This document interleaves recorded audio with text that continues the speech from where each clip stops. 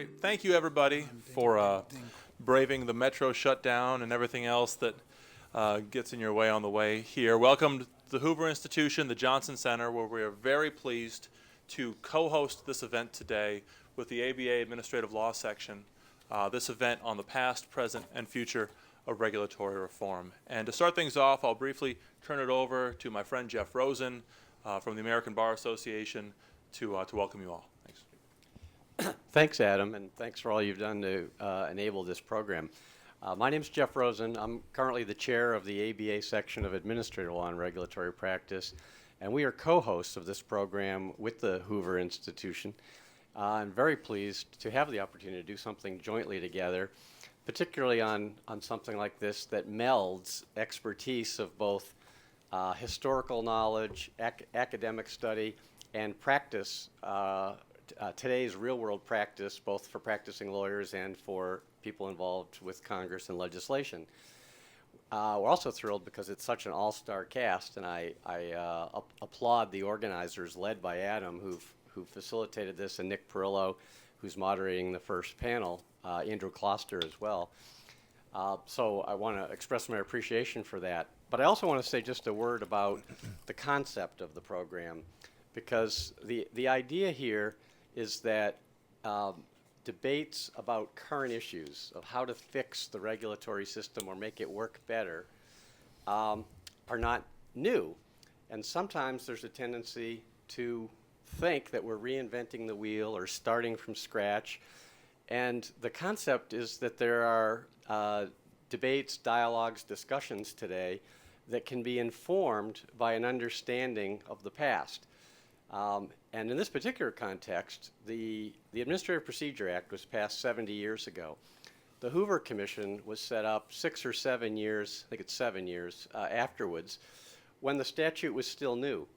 Today, we have numerous debates and discussions about what should be done with regard to that statute and others that would alter the regulatory process. Sometimes things harken back to the past that can inform today's discussions. Other things are different, but the differences can inform our discussion.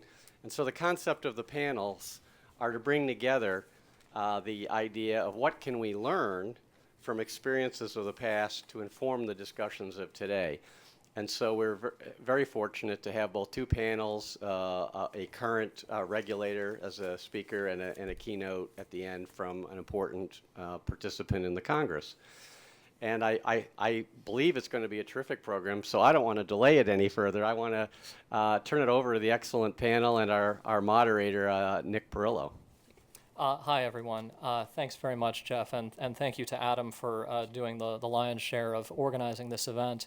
So I'm Nick Perillo from the faculty at Yale Law School, and I'm pleased to introduce our first panel, which is gonna look particularly at the Second Hoover Commission that handed down its reports in 1955, and in particular one of its many task forces, the Task Force on Legal Services and Procedure, which made a lot of proposals pertaining to the Administrative Procedure Act and what we today might call regulatory reform. In addition to the task force itself making this report in 1955, the ABA section on administrative law in 1956 formed a special committee that issued its own report adopting some of the proposals from the Hoover Commission and sometimes extending them and adding to them. And those proposals in turn form the basis for a lot of proposals that were debated and considered in Congress throughout the 1950s, 60s, and into the early 70s. So the idea is that by looking at these events from 60 years ago, we get an idea of a landmark in the evolving process by which regulatory reform happens. And as Jeff suggested, we get an idea of the degree to which the debates that we're having today, the problems that we see today are truly new, are truly unprecedented, or whether instead they are perhaps fundamental, inherent problems of managing an administrative state within a democratic constitutional order. So our first panelist is David Davenport. He is a research fellow at the Hoover Institution. Previously, he was president of Pepperdine University. He co-founded the open government group Common Sense California and served on the board of the bipartisan reform group California Forward. And he was a member of Governor Arnold Schwarzenegger's California Performance Review Commission. David is the author, with Gordon Lloyd, of The New Deal and Modern American Conservatism, published by the Hoover Institution Press in 2013, which discusses how debates in the 1930s, particularly between Hoover and Franklin Roosevelt, continue to frame our politics today. So, David, please. Thank you very much. I am assigned to talk about Herbert Hoover and the political climate of the Hoover Commissions. And I'm sure sitting where we are today, it's almost impossible to think about politics actually impacting something as apolitical as government reorganization, right? Or to imagine even that Herbert Hoover, who himself said, quote, "I'm the only person of distinction who's ever had a depression named for him," unquote, could come back from the political graveyard and have a major role in government reorganization. But I think we have to at least consider what political scientist Ronald Moe wrote in 1982 when he said, "The two Hoover Commissions cannot be understood without first recognizing the crucial role played in their deliberations and recommendations by their chairman, former President Herbert Hoover. It may not be much of an overstatement to suggest that the two commissions were largely an extension of the personality and beliefs of Mr. Hoover." But even to acknowledge that, I think, raises the question of which Herbert Hoover. Regarding the big event of his administration, of course, the Great Depression, there are at least two conflicting views of his leadership. Kind of the standard American history textbook view is that his laissez-faire, do-nothing economic policies took a Great Recession and turned it into a Great Depression. But modern academics have often taken a different view, that Hoover was basically New Deal light, that he started a lot of the programs and initiatives that Franklin Roosevelt would come in and pour gasoline on and throw a match on, and we had the New Deal and a lot of government action and intervention in the economy. So there are a couple of views about the Depression. And even more broadly, I would say that there are at least two different views of Hoover's presidency more broadly. One, I think the standard view is that he was, along with Coolidge and Harding, sort of the last of the pre-modern presidents, if you will. But a more modern revisionist view is that no, Hoover was himself our first modern president. He's sometimes referred to as the great engineer who began building, I think, the modern presidency in many ways, only to be diverted into an emergency presidency, changing the very character and nature of his work, of course, by the Depression. Gordon Lloyd and I, who wrote the book Nick kindly mentioned, also did a chapter on a book on conservatism during the Progressive Era, in which we addressed what we called the two phases of Herbert Hoover's conservatism. And I think you could almost go further and say there were two Herbert Hoovers, if you will. A phase one, I would say from the teens through the end of his presidency in 1933. And then I think there was a second Herbert Hoover beginning with the New Deal out of office on until his death. And I think we need to talk briefly about each, because they, I think, inform the work of the Hoover Commissions. Hoover Phase 1, his time as a very successful businessman, basically a mining engineer who traveled the world leading large projects, and then his time also leading large international global relief projects, particularly against famine in Europe after World War I. I would say on to his work as Secretary of Commerce under both Harding and Coolidge, and even his years as president. Hoover's philosophy stood on two legs. The first leg of Hoover's philosophy, I think in those years, was what he called constructive government. He was not an anti-government conservative by any means. He believed in constructive government. And his understanding of that was that government needed to figure out how it would work with business, essentially, during a time of post-war recovery and growth, which is when he was especially Secretary of Commerce. It was not so much laissez-faire, leave hands off, but it was a matter of defining the proper relationship between business and government. And his style was to call together industry leaders who would help educate the government, if you will, and engage in voluntary collaborations with the government in setting standards and so forth. He was hardly a laissez-faire Secretary of Commerce. I mean, he, as an engineer, he wanted to standardize the size of bricks, the size of milk bottles. He was engaged in regulation at even a fairly detailed level. He established federal oversight of new industries, particularly the radio broadcast industry and civil aviation.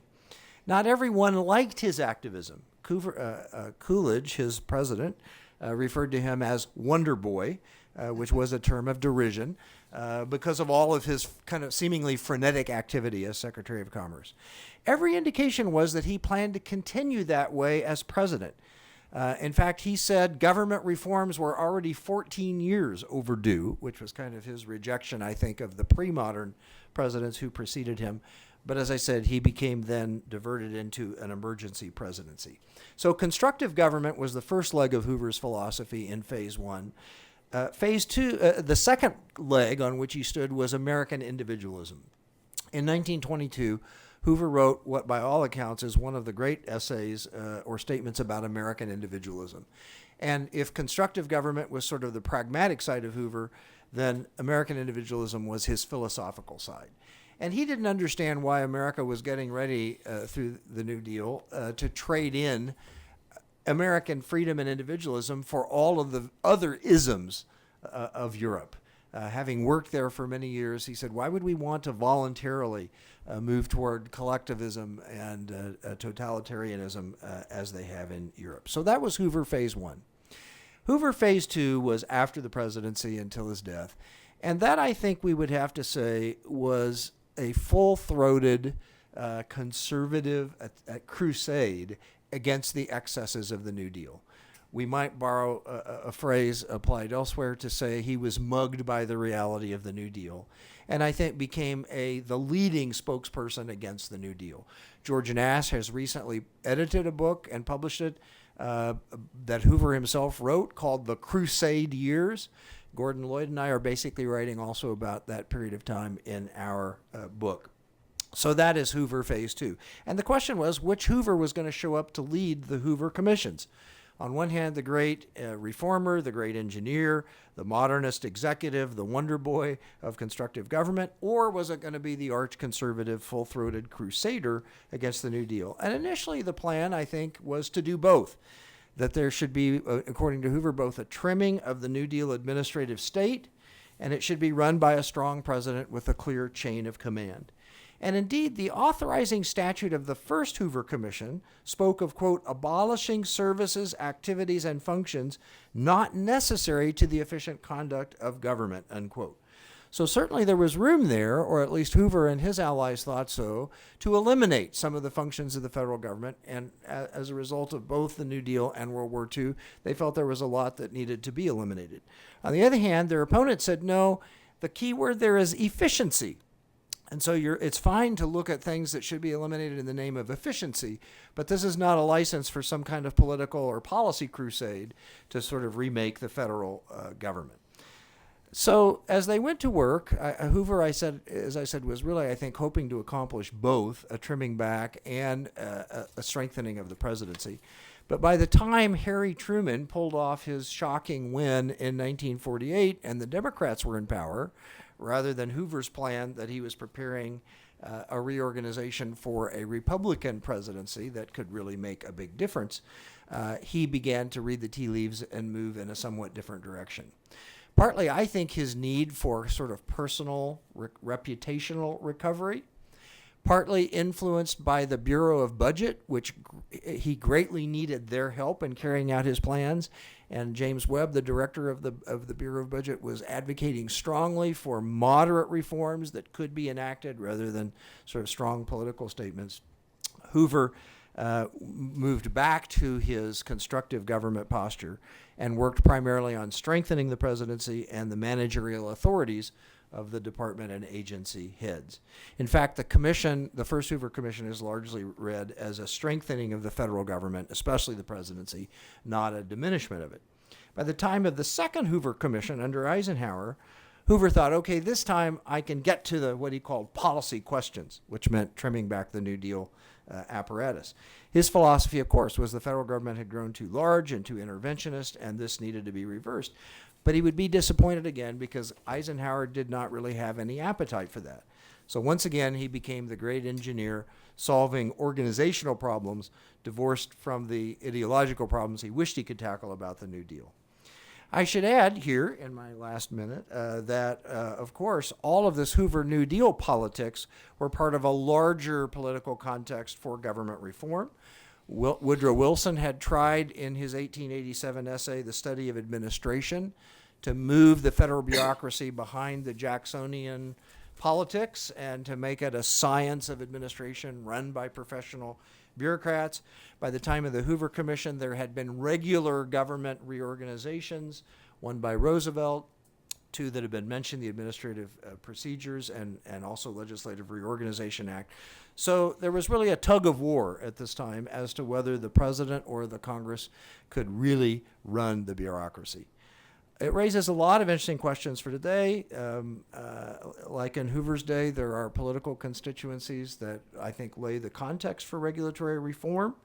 In my view, there are not a lot of constituencies for just making the government work better.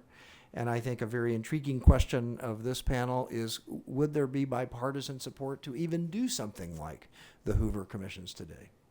Thank you.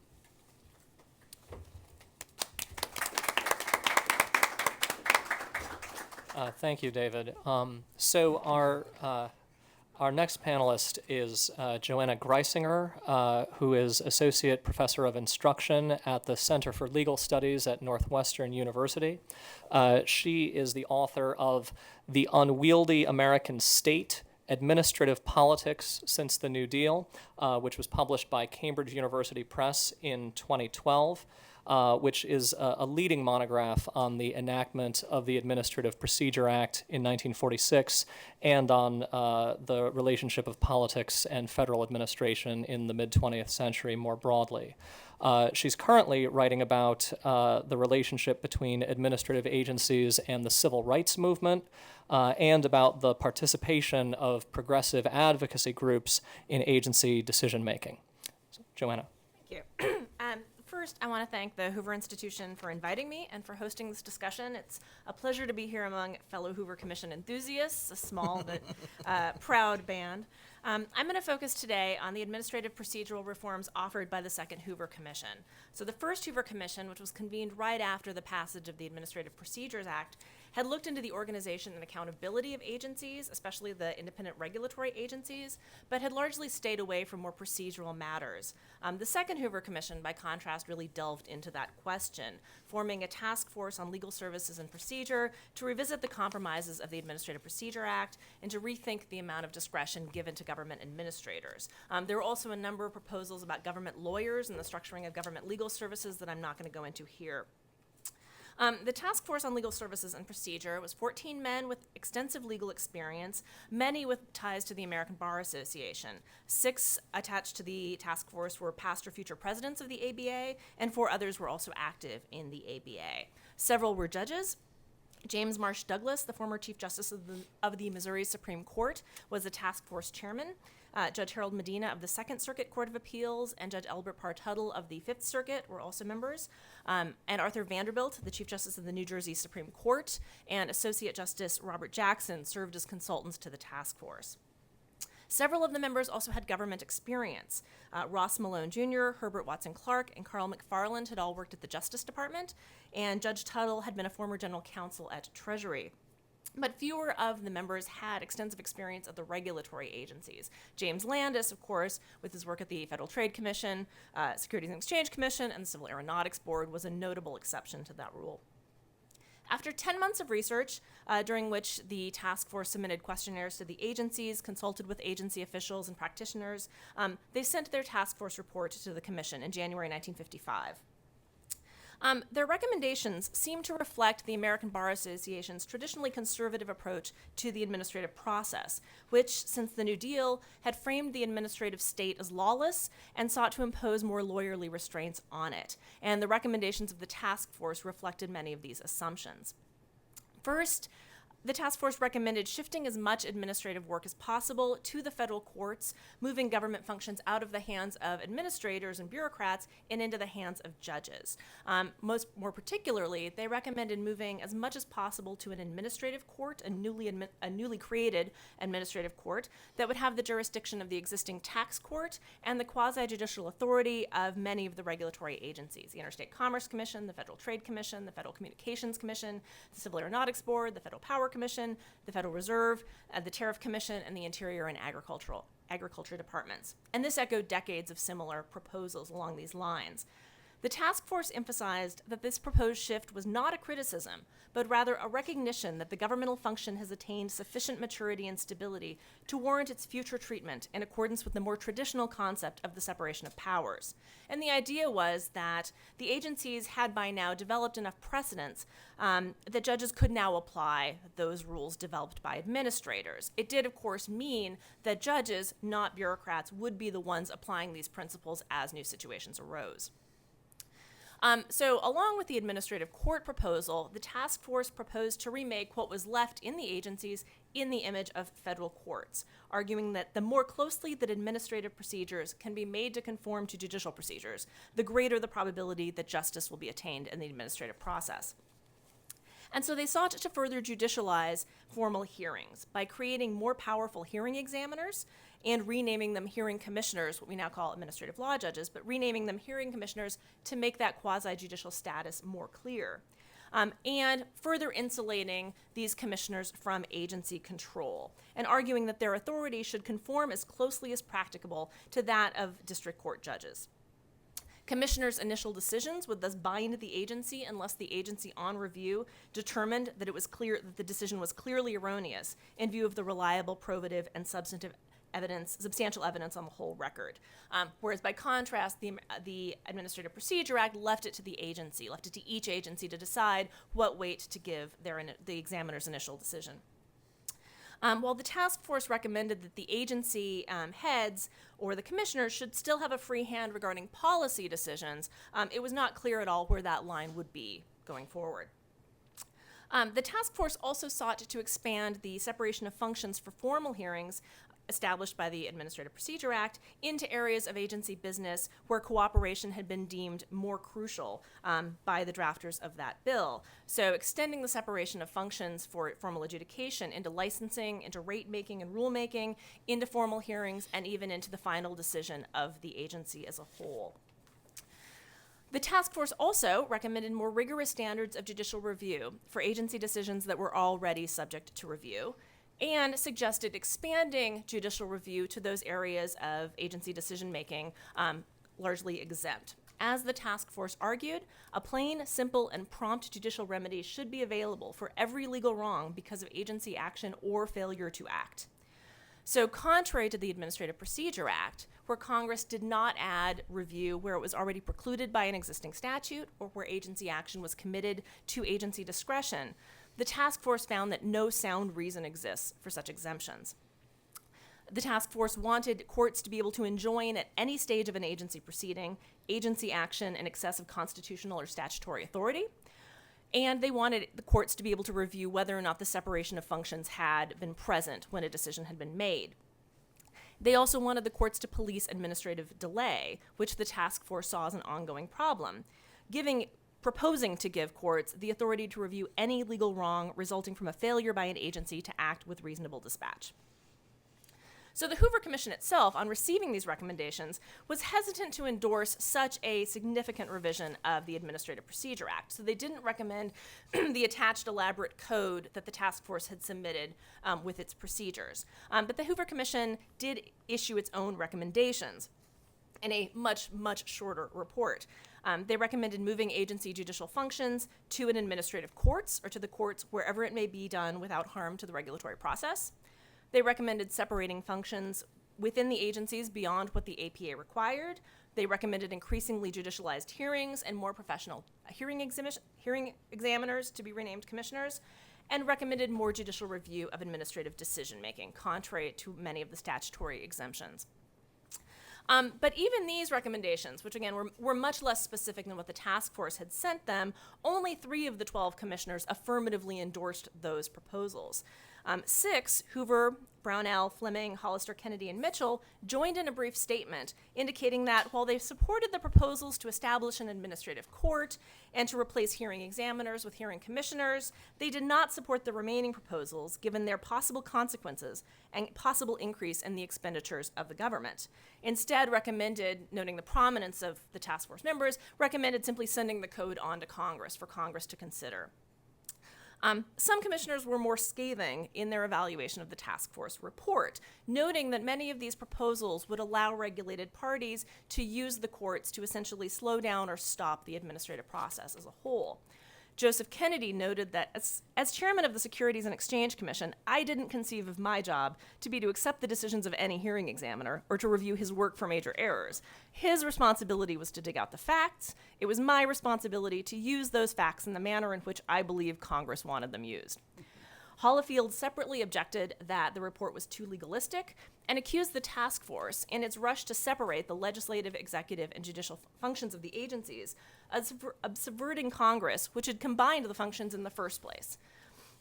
The agencies were also fairly hostile to the proposal. Current and former administrators came out in force against the proposals. After soliciting administrators' views, Attorney General Brownell reported that the proposals would so drastically affect and restrict agency operations that it would be impossible for them to protect the public interest effectively. The Budget Bureau, reviewing the administrative court proposal, said, and I'm going to read this longer quote in full.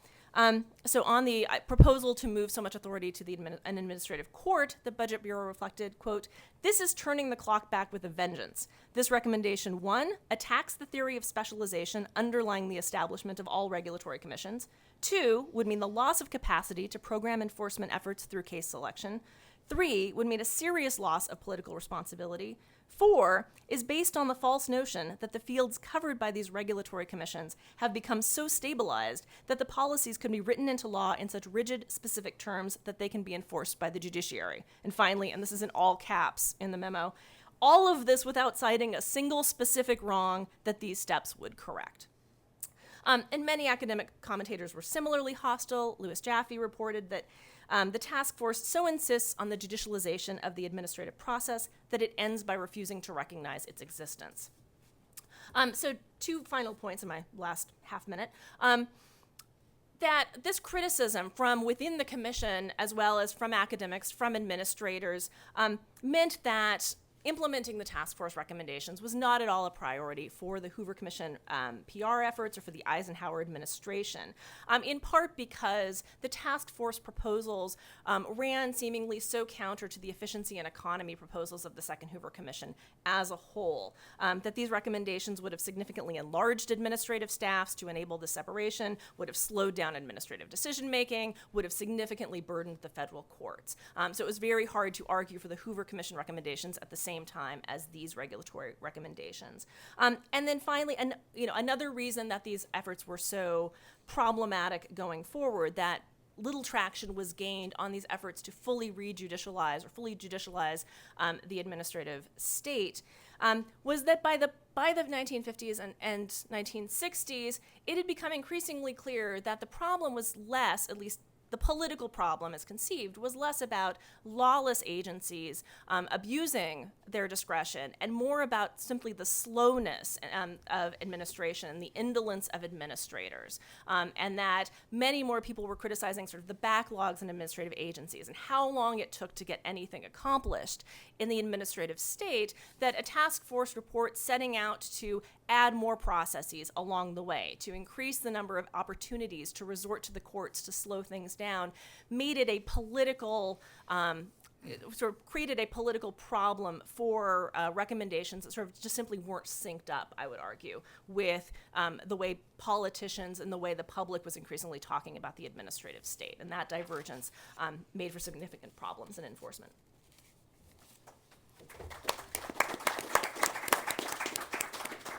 Thank you, Joanna. And so our final panelist is Paul Verkyle, who served as chairman of the Administrative Conference of the United States from 2010 to 2015. Previously, he was president of the College of William and Mary, dean of Cardozo School of Law, and dean of Tulane Law School. Also served as president of the American Automobile Association. His most recent book is Outsourcing Sovereignty: Why Privatization of Government Functions Threatens Democracy and What We Can Do About It, published by Cambridge University Press in 2007. And he's presently writing another book that addresses government outsourcing and the civil service today. Paul. Thanks. Okay, I'm the only one with slides here. Oh, but my key slide though Yeah, is, you missed the picture. There you go. all right. I'm so happy, David, that you talked about the two Hoovers.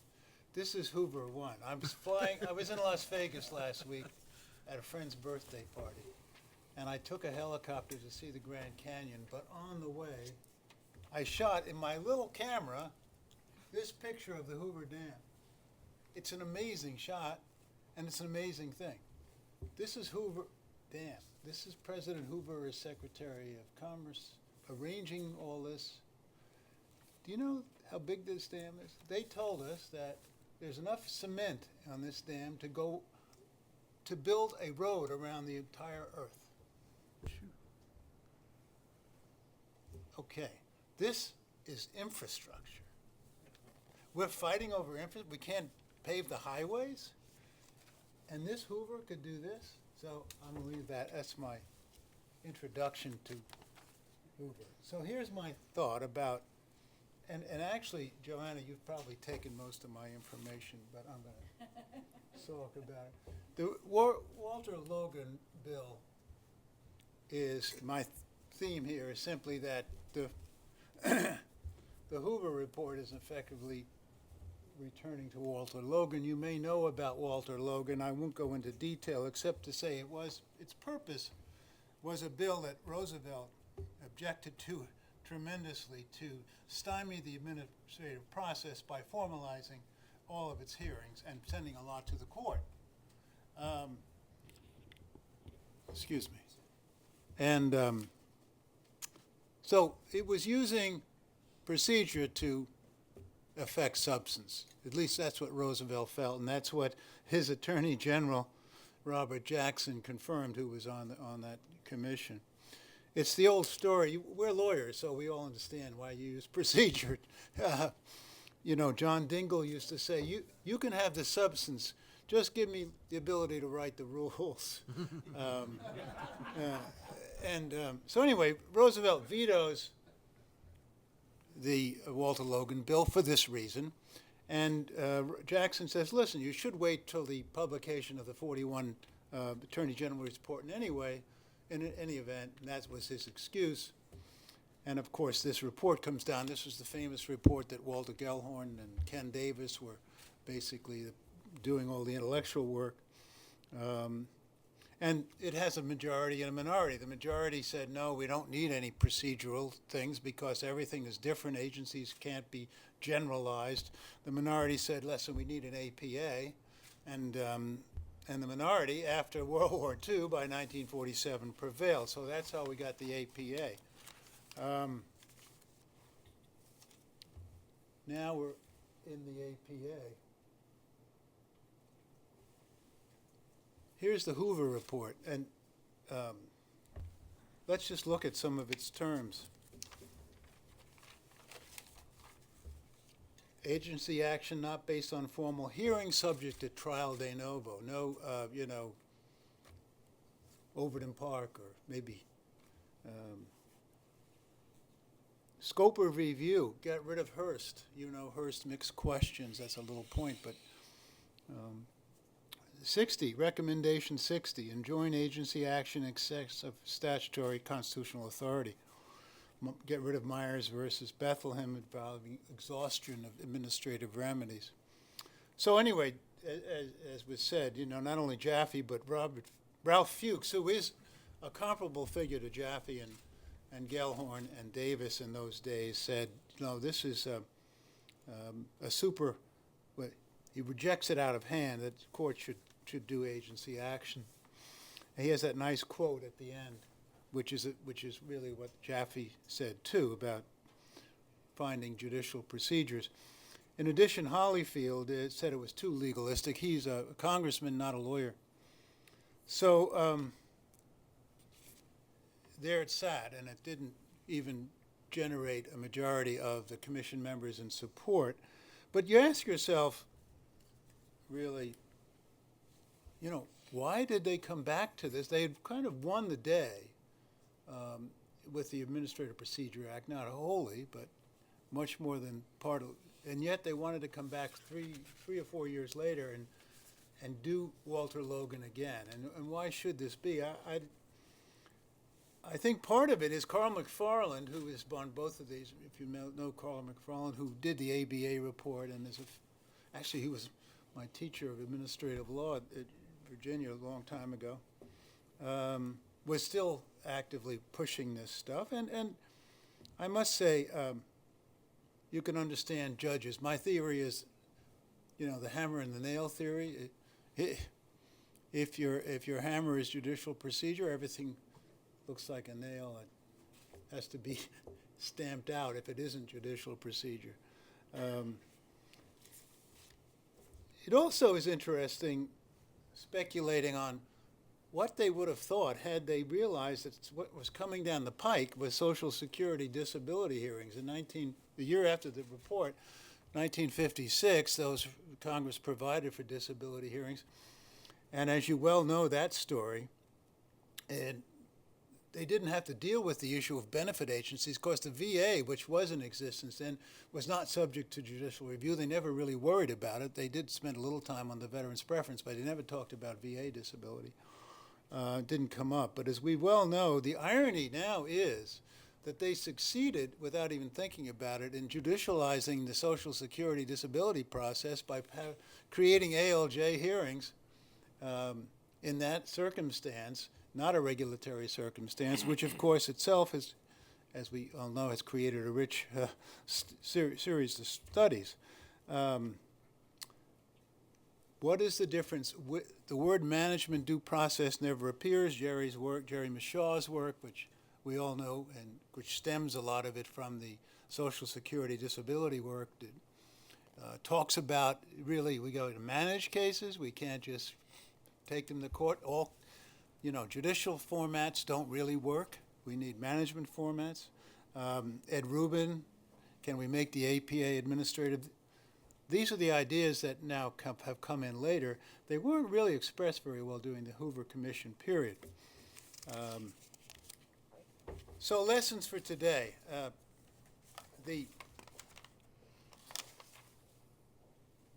It's a mixed bag of things up there in the Congress now.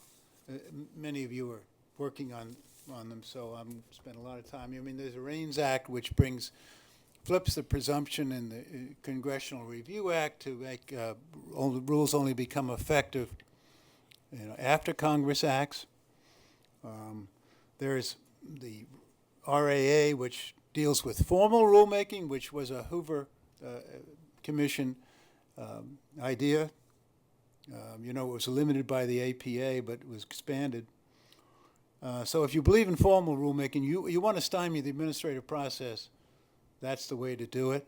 I can't help but remember when, I think maybe it was a law student, Tommy Austern of Covington and Burling came to talk to us and said, you know, the peanut butter case was my case.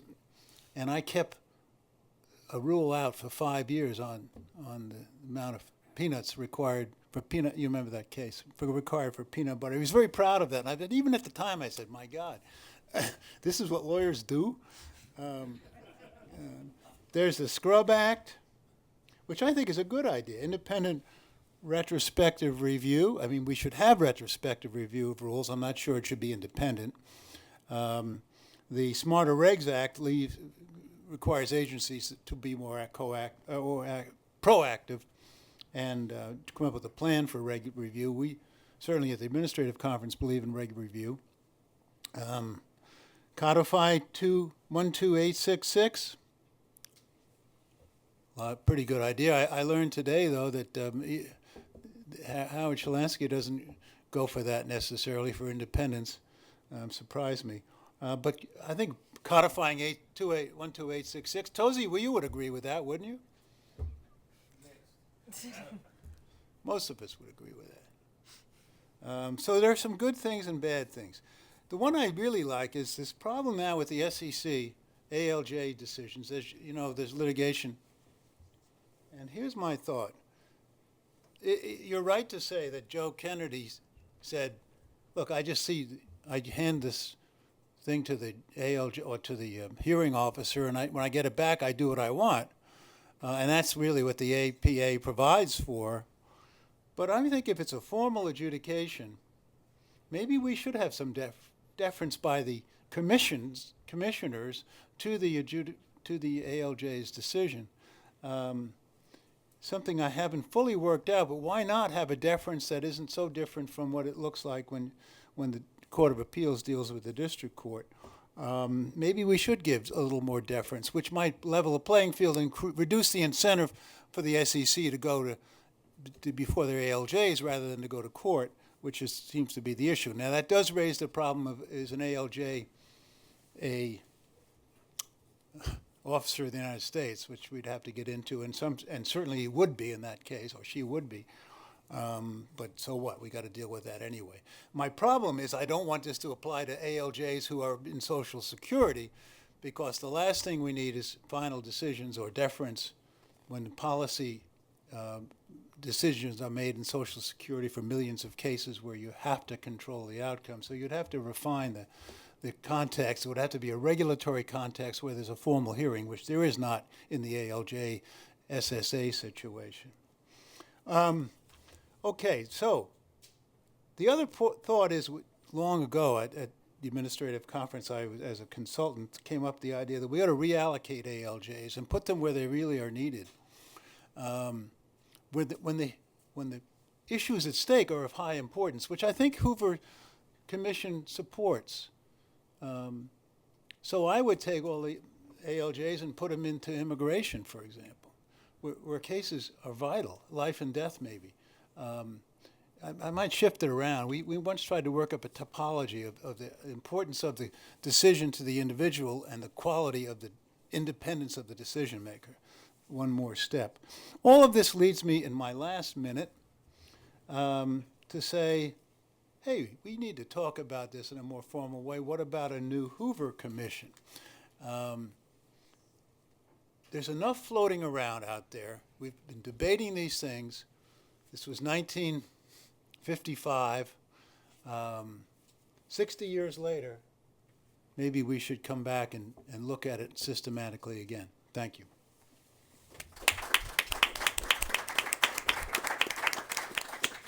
Thanks very much, Paul. I'd like to start off by exercising the prerogative of the chair and throwing out a question of my own that any of the three panelists could take up if they'd like. I'd like to ask about the difference between, or the possible overlap between, two different approaches to regulatory reform, both of which I think we observe here in this history. The first approach would be a judicializing approach of the kind that Joanna vividly described. That we're going to improve the administrative process, protect private rights and due process by beefing up judicial review, by allocating more agency adjudicatory decisions to courts, and by reforming the internal adjudicatory processes of agencies to be more court-like. Which is very much what the task force, as Joanna explained, wanted to do.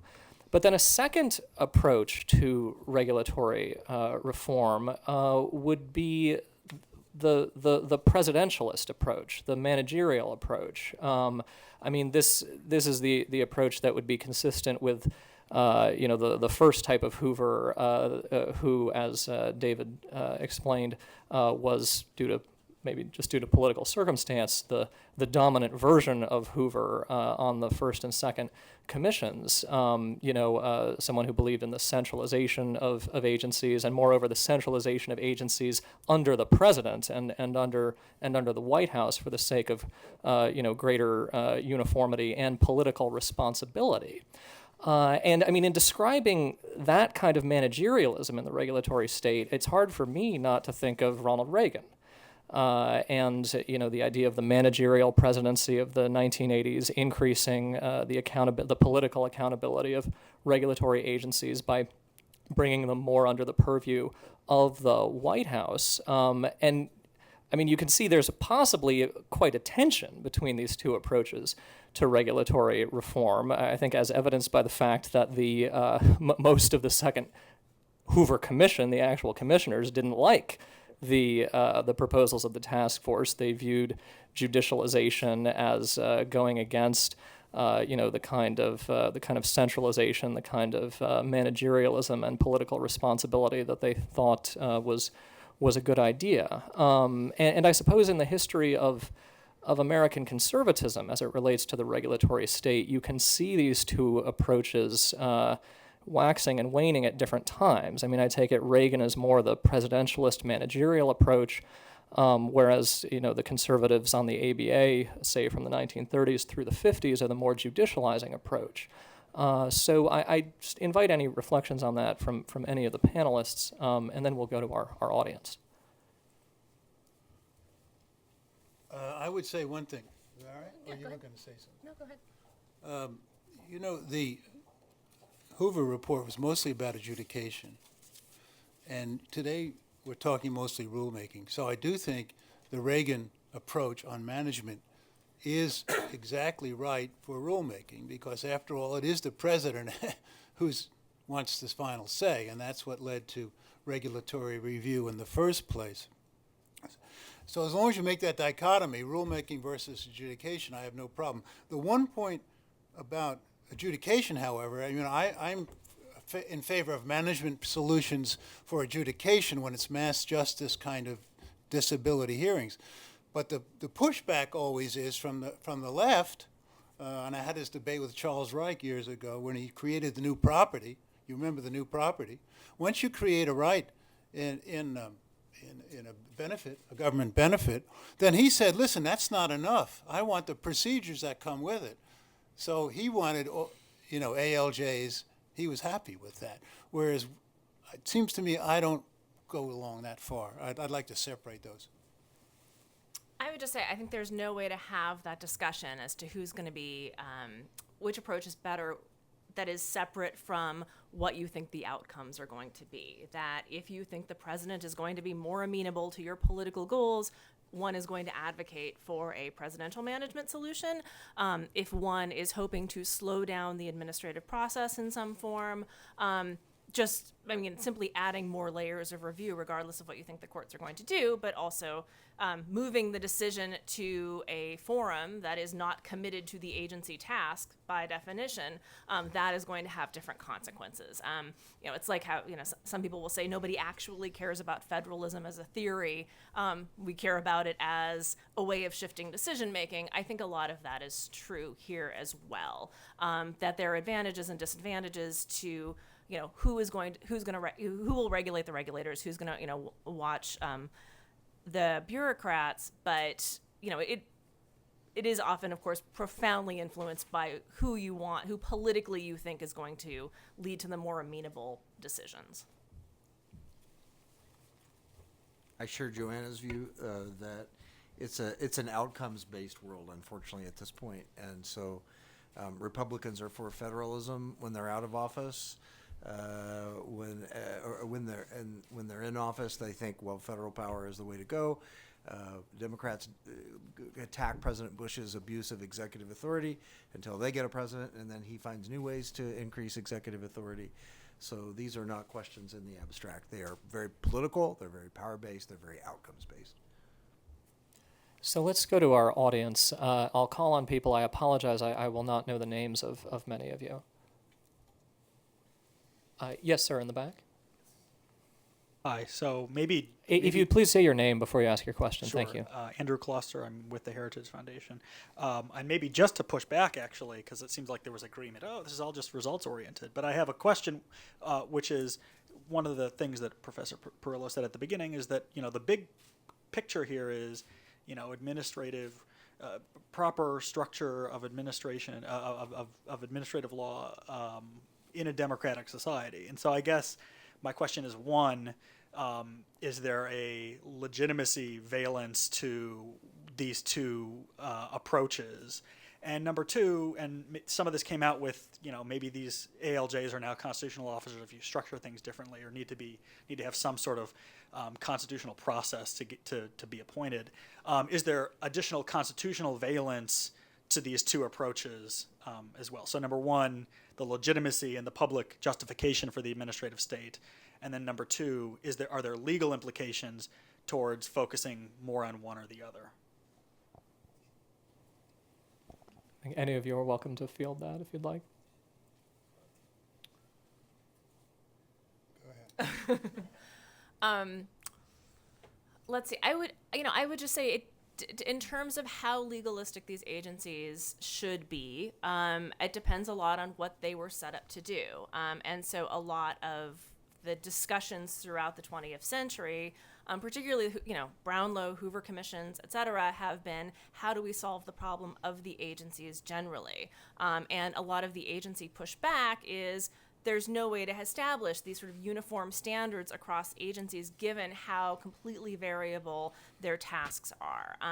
I write about, in my book I sort of discussed there had been, a significant push in the 40s to separate functions in terms of adjudication and make sure you didn't have the same person from the agency representing the agency and serving as the examiner, because those functions had been intertwined at some agencies. At the Grain Standards Administration, though, they had actually moved toward, this is all from the Attorney General Committee's individual reports, they had separated those functions and then merged them back together because the grain industry thought it was so ludicrous that they would have two different officials when the actual act of adjudication was looking at grain. And so this was not a judicial process where you had people coming and saying it's this and this and, offering voluminous evidence. They're looking at grain. And then an appeal would basically be to have someone else come and look at the grain. And so the grain industry representatives were like, why are you imposing this judicial model on this absolutely non-judicial task? And this doesn't make any sense to us. And so, in some areas, of course, that's not what it looks like. But it's so variable across the agencies that you have much more contestation as to facts at the NLRB. But at a lot of the regulatory commissions, you simply have the production of enormous amounts of volumes of testimony, of volumes of just sort of written evidence to be evaluated. And this looks different depending on where you are. So I would just say, and I don't know how responsive this is exactly to your question, but that there's not necessarily a sense from everyone that this needs to look exactly like the courts. And of course, the agencies were created. They come out of a progressive impulse that there's probably a better way to do this than subjecting everything to adversarial adjudication, that is in fact a super inefficient way of proceeding and of running a government. And going back to Wilson, et cetera. And so the idea of how can we create something that works a little better than the three branches? And so then a lot of the 20th century story is, okay, we've created something that doesn't work the way the other three branches work. Now, which of the other three branches should it work more like? Which model of these things that we created it not to do should we make it do? I'll just make Sorry, go ahead. No, good, Paul. Well, I'll just make a brief comment that constitutionally, what's missing from these conversations historically and also our conversations today is Congress and its role in the constitutional balance of power. And of course, Congress is supposed to be writing these laws from which rules are made and enforced. But essentially, all we're talking about is the executive and the judiciary. And it seems to me that a much more constitutionally faithful process would involve Congress much more deeply. If they're not willing to be more specific in the lawmaking phase, they certainly could be in some sort of review phase in looking at how the regulations and the processes have evolved from their bills. And so if I were talking about government reorganization today, I'd like to talk about a more robust role for Congress in this balance, at least on the back end, if not being more specific on the front end. And if I can actually just add one more thing, which is to say that, as of the late 1930s, early 1940s, it's pretty clear the Supreme Court and reviewing courts have signed off on most of what the agencies are doing, even before the Administrative Procedure Act, that it's not necessarily that there's no due process there. That's a political argument that's made against the agencies, but it's, the ICC is, decades old at this time. There's an ICC representative at some point saying there's 350 Supreme Court decisions about our procedure. They know what they're supposed to be doing and sort of what's allowable and what's not allowable. So within what the courts have already said is permissible in terms of procedure, that's sort of the way these debates are being framed. But so the role of giving more to the courts or not in some ways is a political decision, not necessarily one that's legally required. Further questions? Yes, sir, there. Your name, please, sir? Ramon Bueller with the Madison Coalition. We have a view that agencies should be granted wide discretion, another view that perhaps courts should rein in, another view that Congress should be the arbiter. And so I'd be interested in panel's comments on the basic concept that regulations, like laws, ought to have the consent of the governed, and that therefore what Congress has attempted to do in the REINS Act and what 500 state legislators and 4 governors and a bunch of other people are trying to do through forcing Congress to propose a constitutional amendment, both of which would require that Congress approve major new federal regulations. Be interested in panel's comments on that idea, the REINS Act or the Constitutional Regulation Freedom Amendment. So the problem for me with the REINS Act, as I said, is that it flips the presumption of the Congressional Review Act, which means you can't get a rule out if they don't act and affirmatively. And given the problems before Congress, that means rules wouldn't come out. So it has the procedural, this is how you get substance through procedure. I do, however, believe in the CRA, as it is now primarily, which is that Congress should have the right, as they do, 60 days before a major rule becomes effective. GAO submits it to a committee, and they have an up and down vote. That's a good thing. But if Congress can't even do anything under that rule, they've only done once. The ergonomics rule, I think, still stands as the only example. How are they going to do the bigger task of doing all the rules? I would like to see them work on the existing CRA format.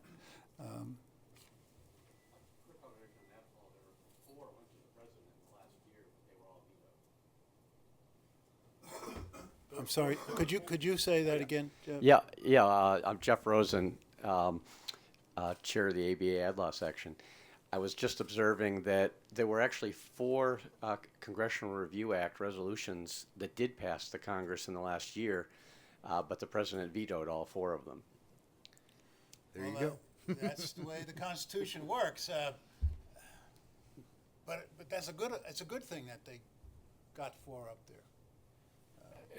Given the looming problem here of bicameralism and presentment, and David's point that it would be good for Congress to come in at the back end, should we be asking Judge Garland if he'd be amenable to overturning INS versus Chadha?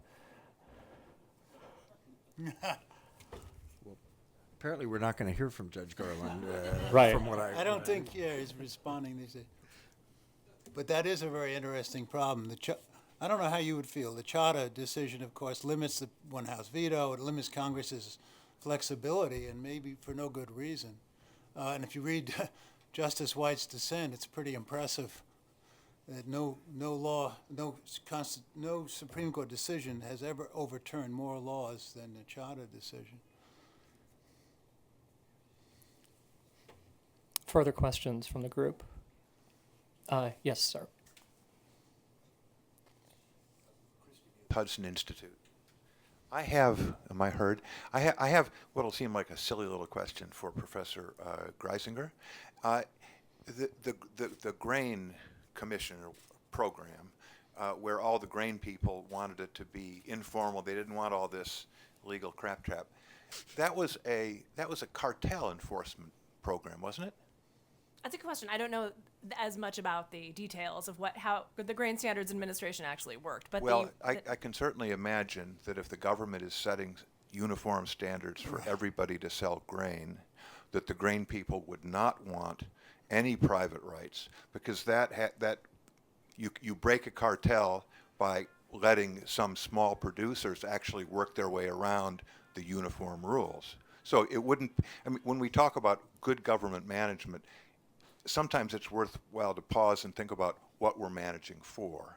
And if we're managing a cartel and all of the big guys in the cartel want it to be real informal and chummy, that in itself, to me, is not a powerful case against judicializing a program.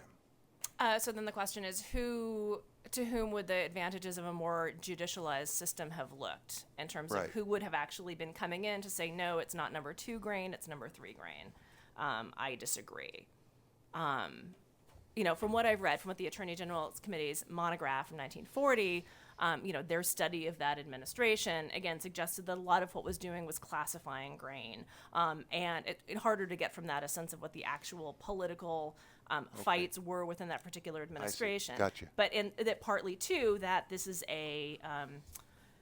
that the grain is there for a short time. It has to be evaluated quickly so that it can be sold. It can't sit around for a long time. So that speed was of the essence in that as well. It came in, it needs to be evaluated and sorted and then moved on. Beyond that, I can't speak. Okay, thanks. Just another footnote on this is Mishaw's great book on the lost administrative law. Some of you may follow it. The law before the Interstate Commerce Act, right? From the beginning, from the first Congress, it was a law without judicial review, and a lot of grain kind of things, or boilers. The boiler inspectors. They ended the problem of exploding boilers on steamships without a single court action, and they had just put good people in the job. So there's a whole literature that. Oh, good.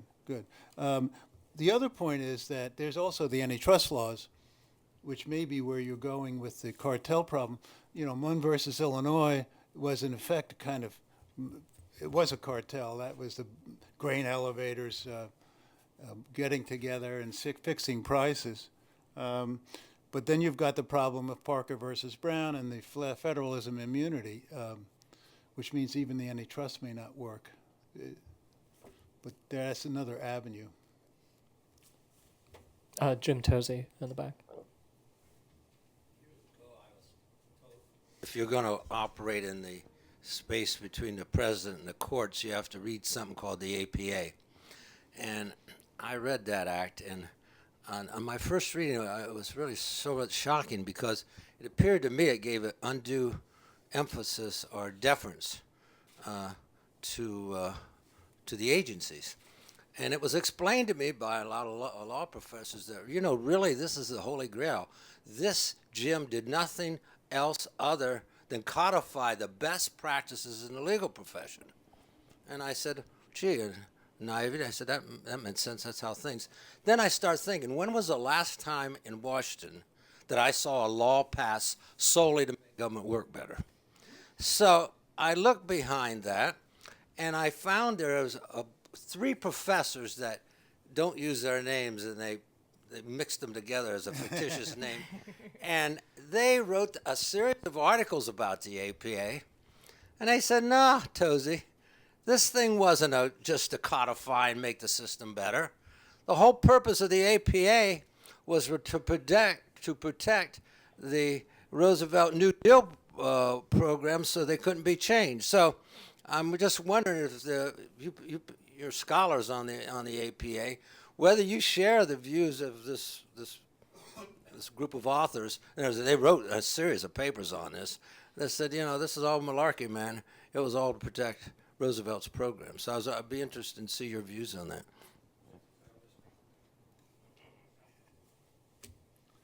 Well, Mr. Tozy, whatever you say is usually right. I just think that that may be carrying it too far. I know that. I mean, I believe in public choice to a degree, but not all the way to say that every law has a cynical history to it. There's something to be said for process and on its own. There's something to be said for right to a hearing. That it connects to Hoover's big book on the challenge to liberty, which came out right after his presidency, which I happen to have a first edition of.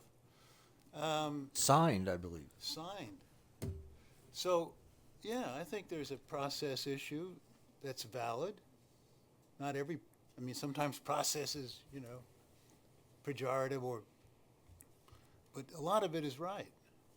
People get screwed all the time. By government. I would say. I think part of the story is that the APA comes out of a very strong effort to restrict the agencies, which the Walter Logan bill is very clearly an effort to limit what particularly the New Deal agencies can get themselves up to. Very restrictive, very much an effort to judicialize that process. But between that, which Roosevelt vetoes, and 1946, right, World War II really puts a halt to administrative law development. That's not the main concern, but of course, Americans are also having experiences with the Office of Price Administration in particular, along with other wartime agencies.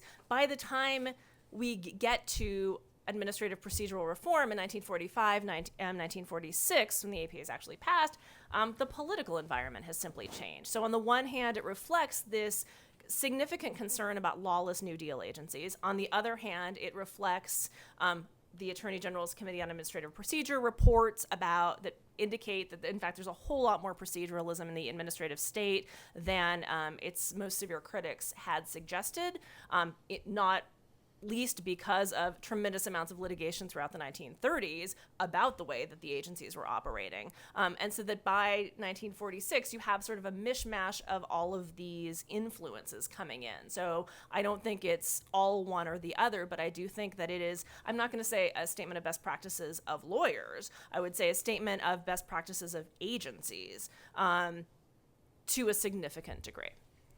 For anyone who wants to do further reading on this debate, you should read Joanna's work, and the authors that Jim Tozy was referring to are McNolgast, Matthew McCubbins, Roger Knoll, and Barry Weingast. And then more recently, there's a book on this by Daniel Ernst and an interesting review of it in the Harvard Law Review by Jeremy Kessler. So this is very much an ongoing debate in the historiography. Yes, Chris Demuth. This for McNolgast. There's a lot of, political economy in it, but it makes actually a very relaxed and convincing case that the difference between 1940, the initial act that Roosevelt vetoed, and 1946 wasn't so much the war. It was that the New Dealers, who had wanted to preserve what had been a highly informal, extemporaneous form of administrative law, thought that they were going to lose the presidency in 1948. that's what it looked like, and they thought that the Republicans were going to get in, and so a lot of them changed their position.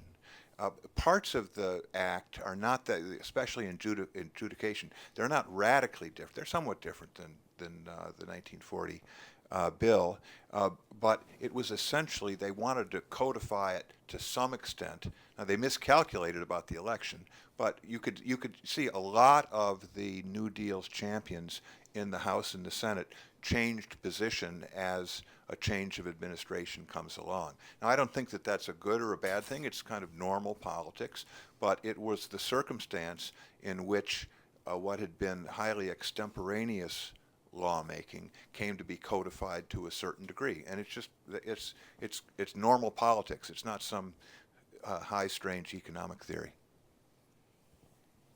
Adam White. To Hoover's role in the whole process, I'm curious, what was it that made him such a credible spokesman for this reform movement at the time that it happened? And do you see anybody, or do you see a certain type of person on the scene today that could fill a similar role if Paul gets his way and we get a new Hoover? Good question.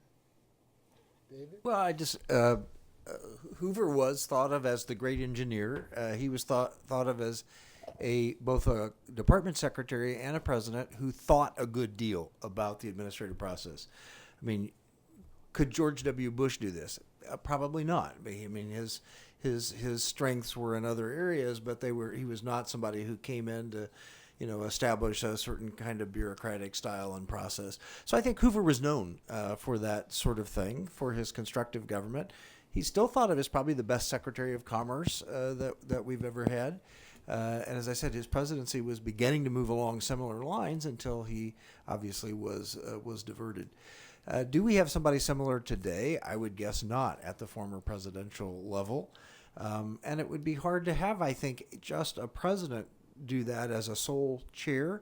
I think the only successful bipartisan efforts that I've seen are when you have a couple of bipartisan co-chairs who are probably not former presidents. So to me, that would be probably the only way you could begin to commission it. And again, I think our experience is only in crisis, have we been successful at that? If Social Security is down to its last dime, we can finally get something done. If the country is attacked on 9/11, we can actually get something done. So I think the leadership would not be presidential. I think it would be below that. I think it would be have to be bipartisan, not a single chair like Hoover. And I think it would take more of a crisis than we face in administrative law. I'm sorry to say. That would be my view. Last question, Jeff Rosen. I'd like to pick up on something I think Paul said, sort of allude to. A lot of the Hoover Commission recommendations deal with informal agency action or adjudication that are still, in some ways, relevant today. The issue of in-house ALJs at the SEC harkens very much back to the debate about the FTC and NLRB and others having, the home court advantage. But except for the limited recommendations about more formal rulemaking and for strictly construing delegated authority, there's relatively little about rulemaking. What's in there harkens to today for sure.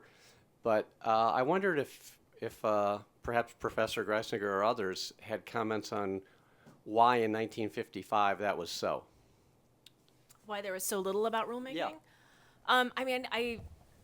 Largely, a lot of the criticism about agencies spending so much time and effort on case-by-case adjudication, that is a conversation that's coming out of the late 50s and 1960s in terms of why is it that the agencies are so slow? Why are they not making policy? Why are they not living up to their sort of the New Dealers' hopes? And so I think that rulemaking is just a significantly less there's a significantly less attention devoted to rulemaking really anywhere at this time.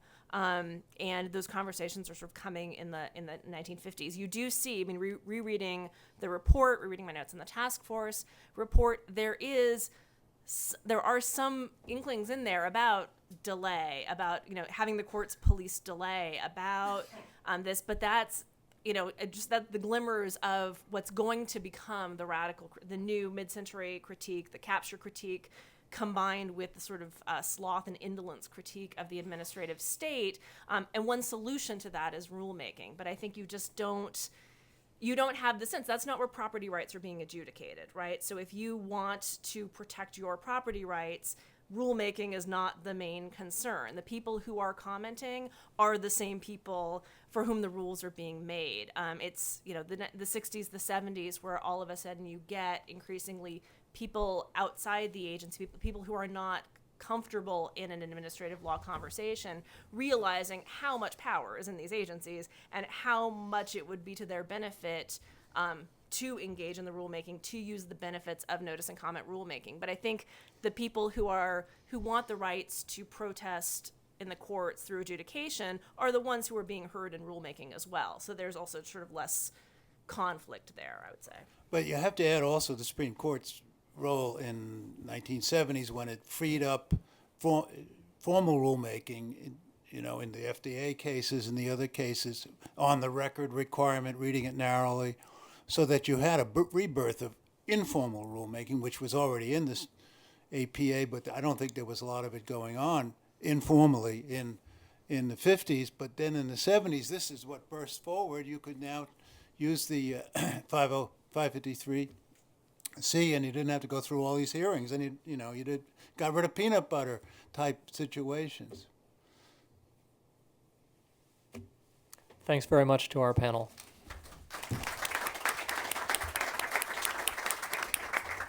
Thank you. Very nice. Thank you. Thank you.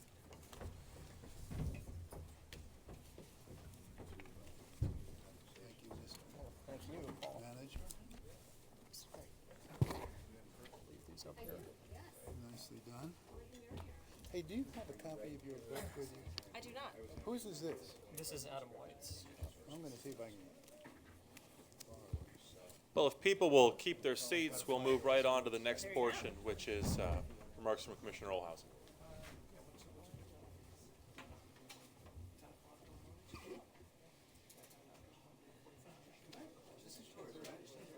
Of course. Sure. You bet. You bet. You know where to find me. Great.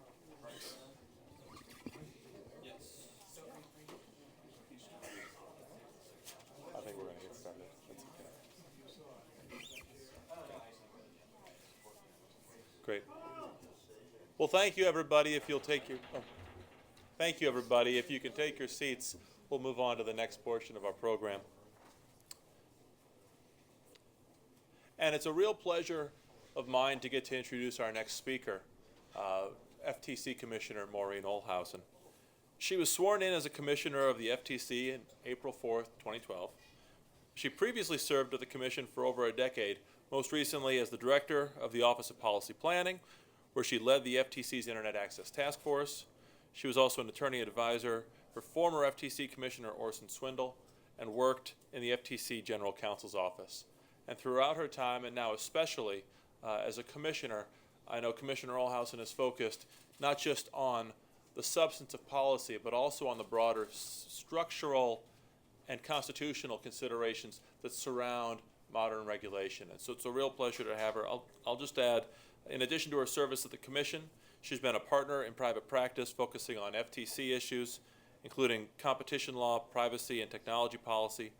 Before coming to the FTC, she spent 5 years at the D.C. Circuit, serving as a law clerk for Judge David B. Sentel, a judge who I'm particularly fond of, and also as a staff attorney at the court. She's been an adjunct professor at the George Mason University School of Law, teaching privacy and unfair trade practices, and she's authored a variety of articles on competition law, privacy, and technology matters. It's a real pleasure to welcome Commissioner Ohlhausen.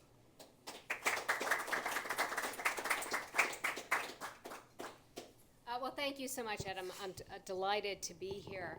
And I also want to thank the Hoover Institute and the ABA, Section of Administrative Law, for inviting me. Delighted to join in the celebration of the 60th anniversary of the Second Hoover Commission report. That report, as I think the previous panel already touched on, raised concerns about the growth of federal government and the effectiveness of legal services within the executive branch. Given the continued growth of the federal government, these concerns are even more relevant today than they were in 1955. So I'm happy to be here to share some of my thoughts on regulatory reform. So as Adam mentioned, I'm a commissioner at the FTC, which is one of the oldest independent administrative agencies in the U.S. But please note that my views are just my own and not those of the FTC. So the FTC opened its doors in 1915. And over its 100-plus years, we've gone through several reforms by internal design or sometimes by external necessity that have changed how our regulatory process works. Perhaps the most dramatic shift occurred in the wake of the KidVid controversy in the 1970s. So KidVid was an overreaching regulatory rule by the FTC, a rulemaking, about advertising to children that prompted, of all things, the Washington Post to call us the national nanny. And that prompted a backlash in Congress, which interrupted our funding and imposed additional restrictions on the Commission's rulemaking authority. In response, leadership at the FTC entered a period of introspection. And as a result, the FTC adopted a series of internal reforms, some of which were later codified by Congress, that refocused the FTC's consumer protection mission. And that revised focus has driven the FTC's generally successful consumer protection efforts for the past 30 years. As a student of this history and as a sitting commissioner, I've learned a few lessons about what makes regulation effective, which is the ultimate goal of regulatory reform. Today, I'm going to focus on three important principles. First, regulators must approach issues with what I call regulatory humility, and I'll explain a little bit more about that, recognizing the fundamental limits of regulation. Second, regulation must be pursuant to a clear and measurable agency mission. At the FTC, this means focusing on addressing real consumer harm. And third, regulators must use the appropriate regulatory tools for the job. These three principles apply to regulation generally, but they're particularly critical when, as is often the case at the FTC, the regulation affects technology or other fast-advancing industries. So now I'm going to talk about these three principles in a little more depth. So principle one is embrace regulatory humility. Now, it's exceedingly difficult to predict the path of technology and its effects on society. Because it is so difficult to predict the future of technology, government officials like myself must approach new technologies and new business models that are enabled by these new technologies with a significant dose of regulatory humility. And that's my name for recognizing the inherent limitations of regulation and acting according to those limits. Of course, the idea that regulatory action has inherent limits is much older than my use of the term. As that great political scientist and investigator of American governmental institutions, James Q. Wilson, said, regulators often ignore that there are inherent limits to what can be accomplished by large hierarchical organizations. One of the most fundamental of these limits was explained by Friedrich Hayek in his 1945 paper, The Use of Knowledge in Society. Hayek spent much of his illustrious career demonstrating the limits of centralized planning as compared to decentralized market structures, and his insights apply equally to regulation by the administrative state. For me, Hayek's key insight in this paper was his recognition that regulators face a fundamental knowledge problem, and this problem limits the effective reach of regulation. A regulator must acquire knowledge about the present state and future trends of the industry being regulated. The more prescriptive the regulation and the more complex the industry, the more detailed knowledge the regulator must collect.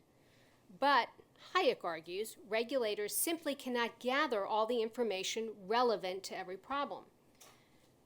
What limits the ability of regulators to collect such information? First, collecting and analyzing such information is very time-consuming because no one individual or company in the industry knows how everything works. Indeed, industry outcomes most often arise from competing, contradictory ideas about how things work. And Hayek calls this the dispersed bits of incomplete and frequently contradictory knowledge. Second, in most cases, critical information lies latent in the minds of the individuals or the institutional structures of the industry involved. That is, even those directly involved in the industry itself cannot themselves fully explain how they get things done. James C. Scott, in his book, Seeing Like a State, uses the Greek term metis to describe this practical knowledge, or the wide array of practical skills and acquired intelligence in responding to a constantly changing natural and human environment. So these are the types of skills that can really only be learned by doing. So think about riding a bike, or for government purposes, managing a team or running a meeting. Much of human knowledge falls into this category.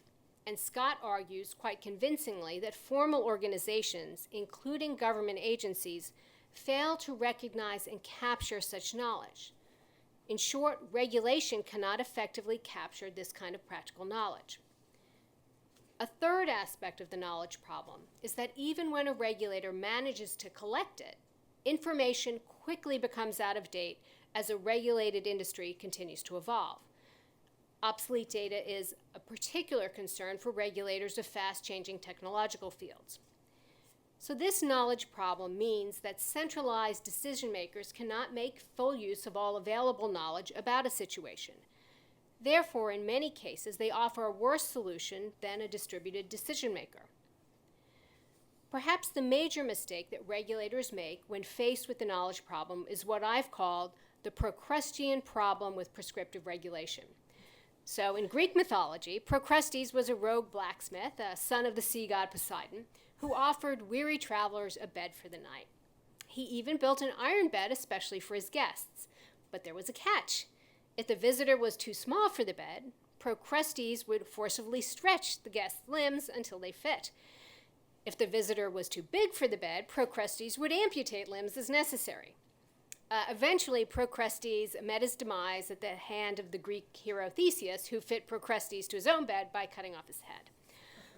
So I don't know how much, decapitation fits into the topics today, but here it is. So the story of Procrustes warns us against the human tendency to take complicated ideas and technologies or people and force them into our preconceived models. The lesson of Procrustes for regulators facing the knowledge problem is that we should recognize the inherent limits in our ability to collect the necessary information.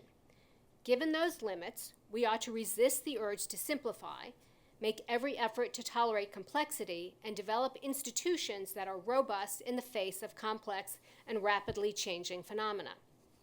So, principle one is to recognize the limits of regulation and embrace regulatory humility. Having done so, then what? Congress has tasked agencies with regulatory tasks, some of them quite important. So how can a decision maker act with regulatory humility and still carry out its mission?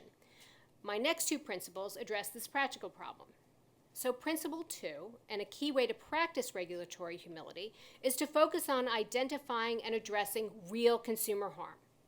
At the FTC, quote, the improvement of consumer welfare is the proper objective of the agency's competition and consumer protection work, end quote. That is in our strategic plan, and I'm happy to say I helped write that when I was on staff previously. So the most effective way to improve consumer welfare under the FTC's mandate is to find and address the most severe consumer harms. At the FTC, this focus is part of our statute. Congress charged us in Section 5 of the FTC Act with, among other things, preventing unfair or deceptive acts or practices. So deceptive acts violate Section 5 only if they're material, and that means they affect consumers' market decisions. And practices are only unfair if there is a substantial harm that consumers cannot avoid, and that outweighs any benefits to consumers or competition. In both cases, the law concerns itself with addressing actual consumer harms. Likewise, the FTC carefully evaluates consumer welfare, or its corollary, consumer harm, when it exercises its antitrust authority. Not only does the law require the FTC to focus on consumer harm, such a focus is also good policy. Now, James Q. Wilson wrote an excellent article on regulatory reform, The Bureaucracy Problem, which I highly recommend. Wilson was somewhat skeptical of the effectiveness of regulatory reform efforts, such as those undertaken by the Hoover Commission. But he did say that there was one way to make progress on the bureaucracy problem. Quote, decide what it is we are trying to accomplish, end quote. He argued that when an agency establishes a clear, measurable mission, it has a fighting chance of coping with each of the many aspects of the bureaucracy problem. So consistent with Wilson's recommendations, my experience is that the FTC consumer protection effort has been the most successful when it is focused on addressing well-recognized, existing, or extremely likely consumer injuries. Conversely, it's struggled when it strays from this focus on actual harm. Similarly, our antitrust efforts have found their greatest success when staying focused on harms to the competitive process. Now, when we analyze harms and benefits, both in our enforcement efforts and in policy making more generally, we ought to follow the advice of Frederick Bastiat. In 1850, in a famous essay titled That Which is Seen and That Which is Not Seen, Bastiat argued that he could tell the difference between a good and a bad economist based on a single habit. A bad economist, he said, judges a policy or action based only on the seen first-order effects of that action. In contrast, a good economist takes account, quote, both of the effects which are seen and also of those which it is necessary to foresee. Bastiat explained that the bad economist's myopic analysis might lead him to prevent a small present harm, yet trigger a much bigger overall harm. In contrast, the good economist's thorough analysis will lead her to be more tolerant of the risk of a small present harm if it will avoid a much larger harm later. I think regulators face the same challenge and should therefore engage in diligent cost-benefit analysis. Now, the appropriate depth of such analysis might vary depending on the situation. In the cases of a clear fraud by a single party where there are no consumer benefits, the costs and benefits need not necessarily be detailed exhaustively. However, for cases where there are both costs and benefits, and the decision could affect a wide range of parties, regulators ought to carefully assess consumer harms and benefits, and this will help keep agency resources focused on where they can do the most good. Now, by focusing on practices that are actually harming or likely to harm consumers, the FTC has generally limited its forays into speculative harms, thereby preserving its resources for clear violations. There may be some cases where we haven't, and I hope Adam will bring them out during the question session, but I believe this self-restraint has been important to the FTC's success in alleviating a wide range of disparate consumer harms without disrupting innovation. And I think this is a model worth replicating. So to recap, Principle 1, regulatory humility. Principle 2, focus on real consumer harm. My final principle is this: use the appropriate tools. For fast-changing technologies, agencies need tools that are nimble, transparent, and incremental. A good example of a nimble, transparent, and incremental regulatory tool is the FTC's case-by-case enforcement process. Often we equate regulation with large APA-style rulemakings, and such ex-ante rulemaking sets out detailed constraints, often industry-wide in scope, to prevent future harms. For the reasons I've discussed above, including the knowledge problem, regulators struggle to construct effective ex-ante rules and to update such rules in a timely manner. And such prescriptive ex-ante regulations can hinder innovation. For example, if an innovative new project or service does not easily fit in a particular statutory or regulatory box, the innovator may be uncertain about how to comply with the law. And I think we're seeing this right now in some of the FCC's attempts to fit broadband internet access service into one box or another. But such legal uncertainty exacerbates the already risky effort to develop something new, which discourages innovation. Now, the FTC approach can avoid many of these problems. Although the Commission does have rulemaking authority, the vast majority of our actions are case-by-case enforcement of our general statutory authority. This incremental approach, which we've been using for nearly 100 years, has significant benefits. Consistent with Hayek's thesis about the knowledge problem, addressing only a specific case at hand requires far less information than, for example, an industry-wide rulemaking to address similar issues. This makes the knowledge problem more tractable. Furthermore, this ex post enforcement requires specific facts on the ground and a specifically alleged harm, and it generally only directly applies to the party to the enforcement action. Thus, an incremental approach better limits the potential unintended consequence of a regulatory action. Now, as an aside, a case-by-case approach also dampens the incentives that fuel agency capture problems. But public choice challenges in regulatory design is a whole other speech. Perhaps somewhat paradoxically, incremental approaches are particularly well suited to dealing with fast-developing areas of technology. Even small regulatory distortions in such fast-moving industries can quickly divert the industry from its previous trajectory. A case-by-case approach allows the regulatory body to address bad actors without derailing an entire industry, and it enables the law to evolve alongside the technology in a much more organic fashion. Now, of course, case-by-case enforcement without constraining principles and processes is problematic. We at the FTC try to balance flexibility and predictability. Our consumer protection cases are, as I mentioned, are based on our deception and unfairness authority. And these are two long-standing legal concepts that are themselves hemmed in by precedent, statute, and our own long-standing policy statements. Our complaints and settlements are analyzed not just by lawyers, but also by our Bureau of Economics, and they must be approved by all the commissioners. These institutional features build consensus and help limit overreach. And the FTC's focus on consumer harm, which I discussed earlier, not only ensures that enforcement actually makes consumers better off, I think it also helps create more business certainty. So in conclusion, the need for regulatory reform remains with us today. There are many stakeholders with a role in these reform efforts. Regulators themselves play a key role. And I believe that regulators who follow the three principles I've discussed today, regulatory humility, focus on harm, and the use of proper tools, will be more successful in achieving their regulatory missions. So thank you again to the Hoover Institute and the ABA for having me, and I'd be happy to take questions.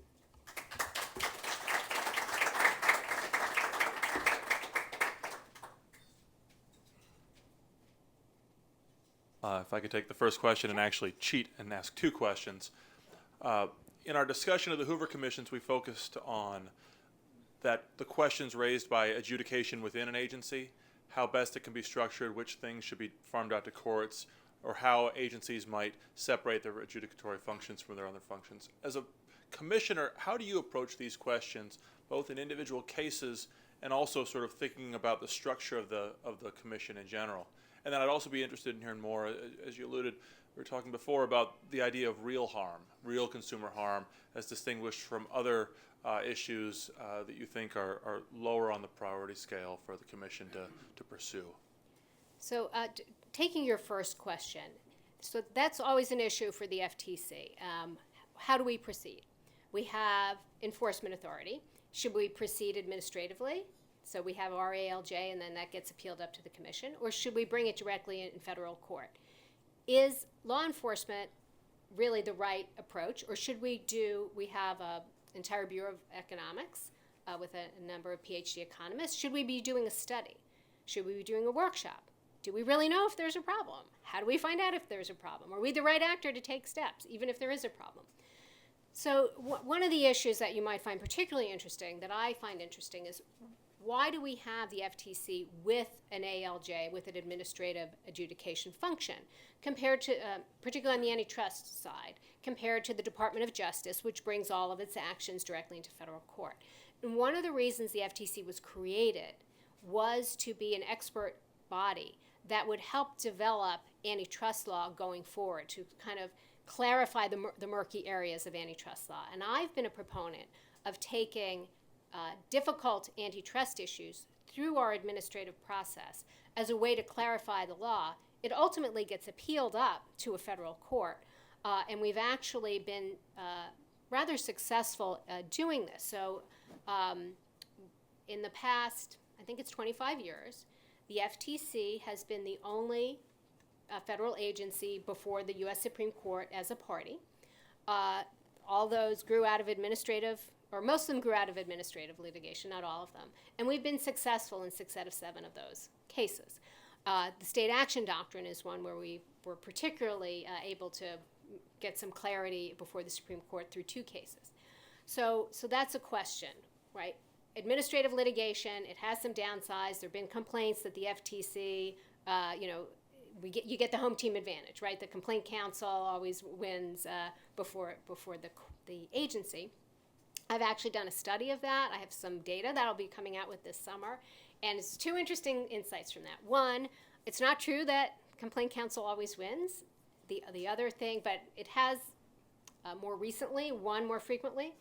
But interestingly, as complaint counsel has won before the commission more frequently, so that's the staff litigating the case up before us, the commission has been upheld by the federal courts more frequently.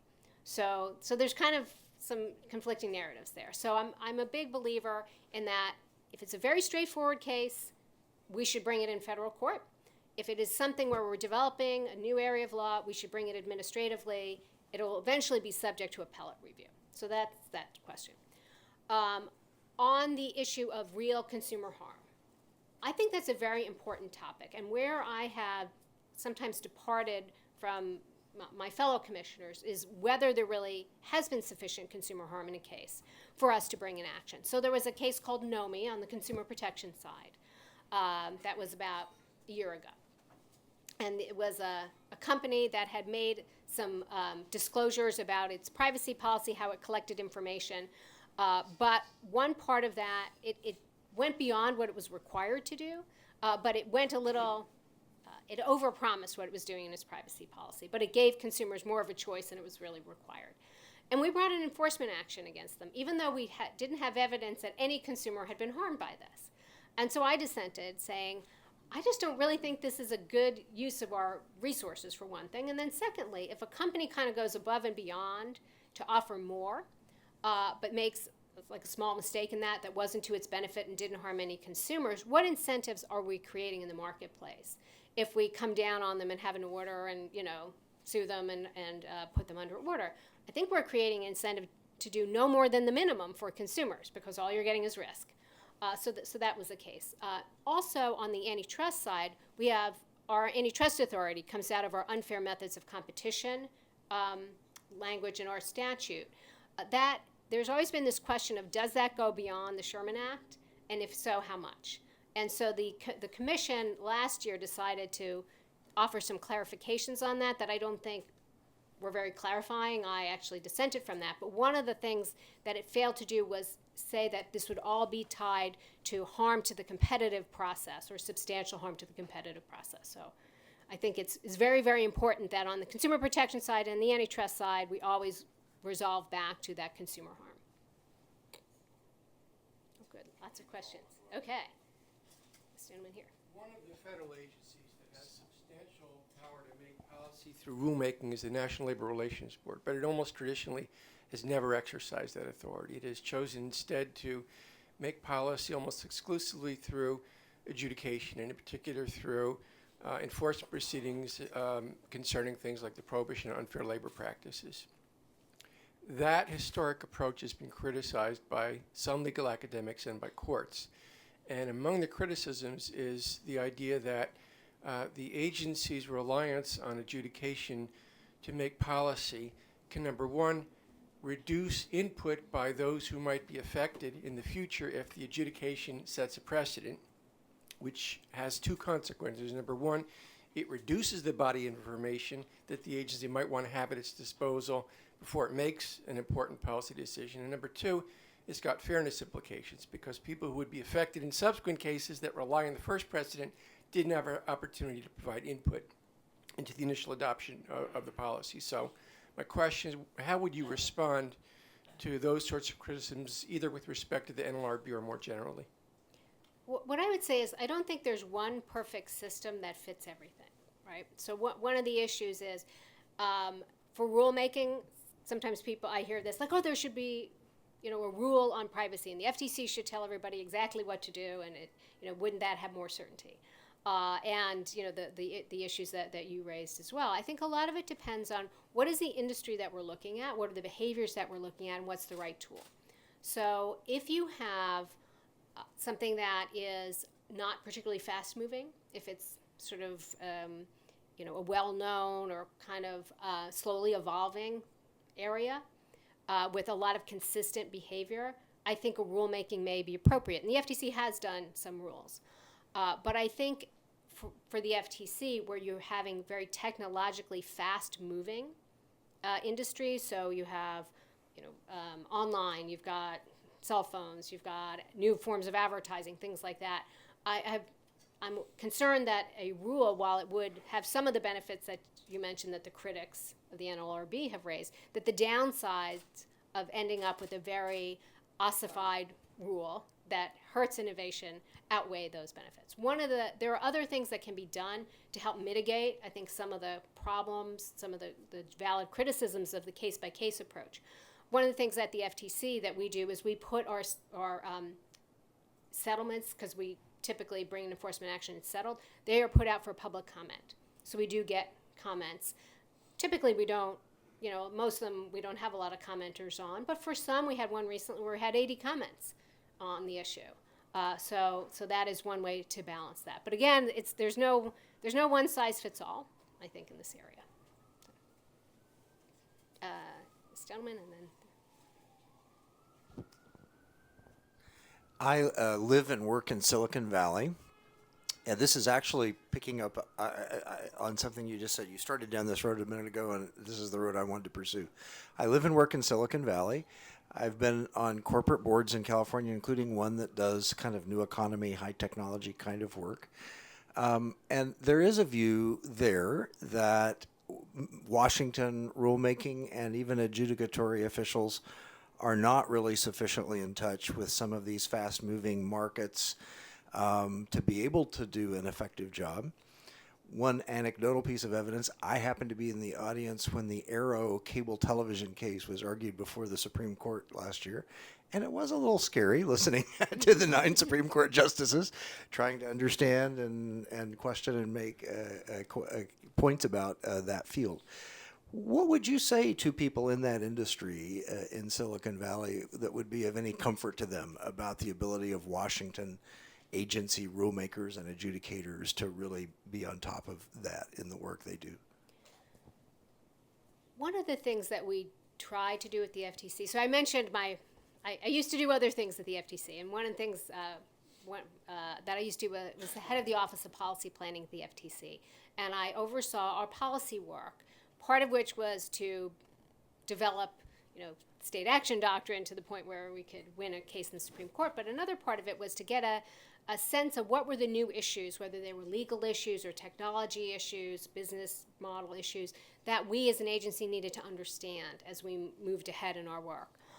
So we do have this function of workshops and meetings and having roundtables, having people come in and talk to us about emerging technologies. So I would say it would be beneficial on the side of the innovators to engage with regulators to just fill them in on what's going on. Now look, I was a partner in a law firm, and I totally understand when clients say, I don't want to be on their radar screen. Like, the one who sticks their head up is the one that gets, hammered. But my advice back to them was, you don't want your first discussion with your regulator to be when there's a problem, right? Because then they're coming from a whole different, you have to undo a lot, right, of the narrative. So I suggest engagement as much as possible. Do you still have a question? Oh, okay. Answer 2 with one stone. So, one more. I'm Jeff Rosen. I wanted to pick up on the question you answered from Adam about the where adjudications take place, because in the 1955 Hoover Commission report, there was a third option between the in-house ALJs and the federal court, and that was they proposed to create a specialized trade regulation court and have the administrative adjudication separated out from the agency itself to create some separation and independence, and wondered what you thought of that recommendation that was proposed in the Hoover report.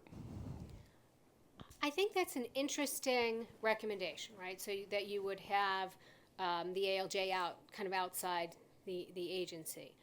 I would say one thing that I've seen at the FTC is that I haven't gotten the sense that our ALJ feels a particular pressure to toe the agency line. But certainly we want to have as much independence as possible.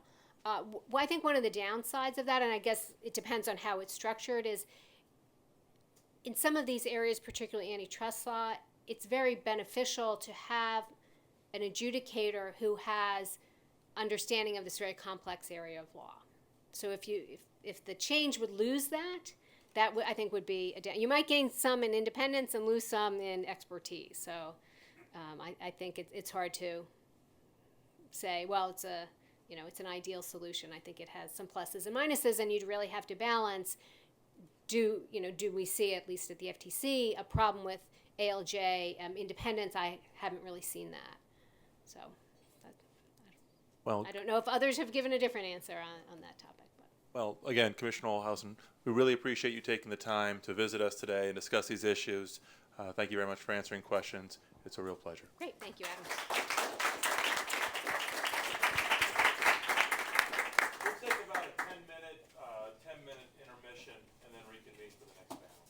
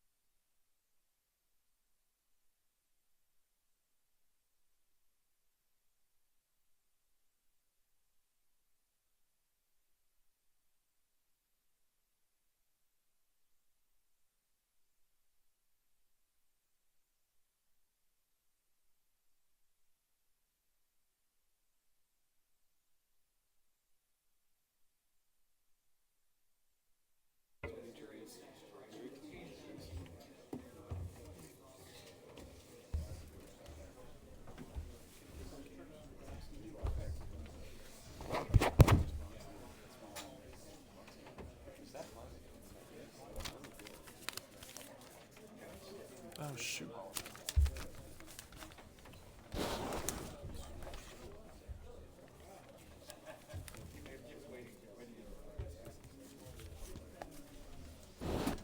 So what are you teaching this term?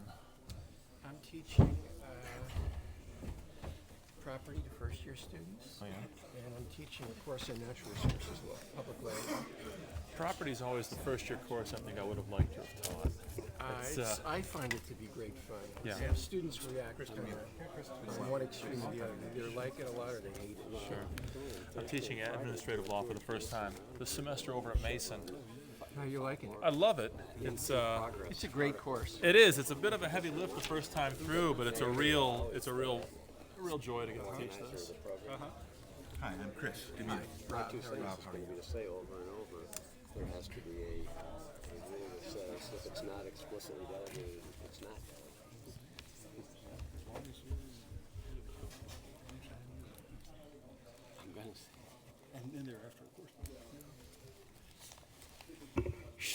Should we resume, folks? We're ready to go, and we have our second panel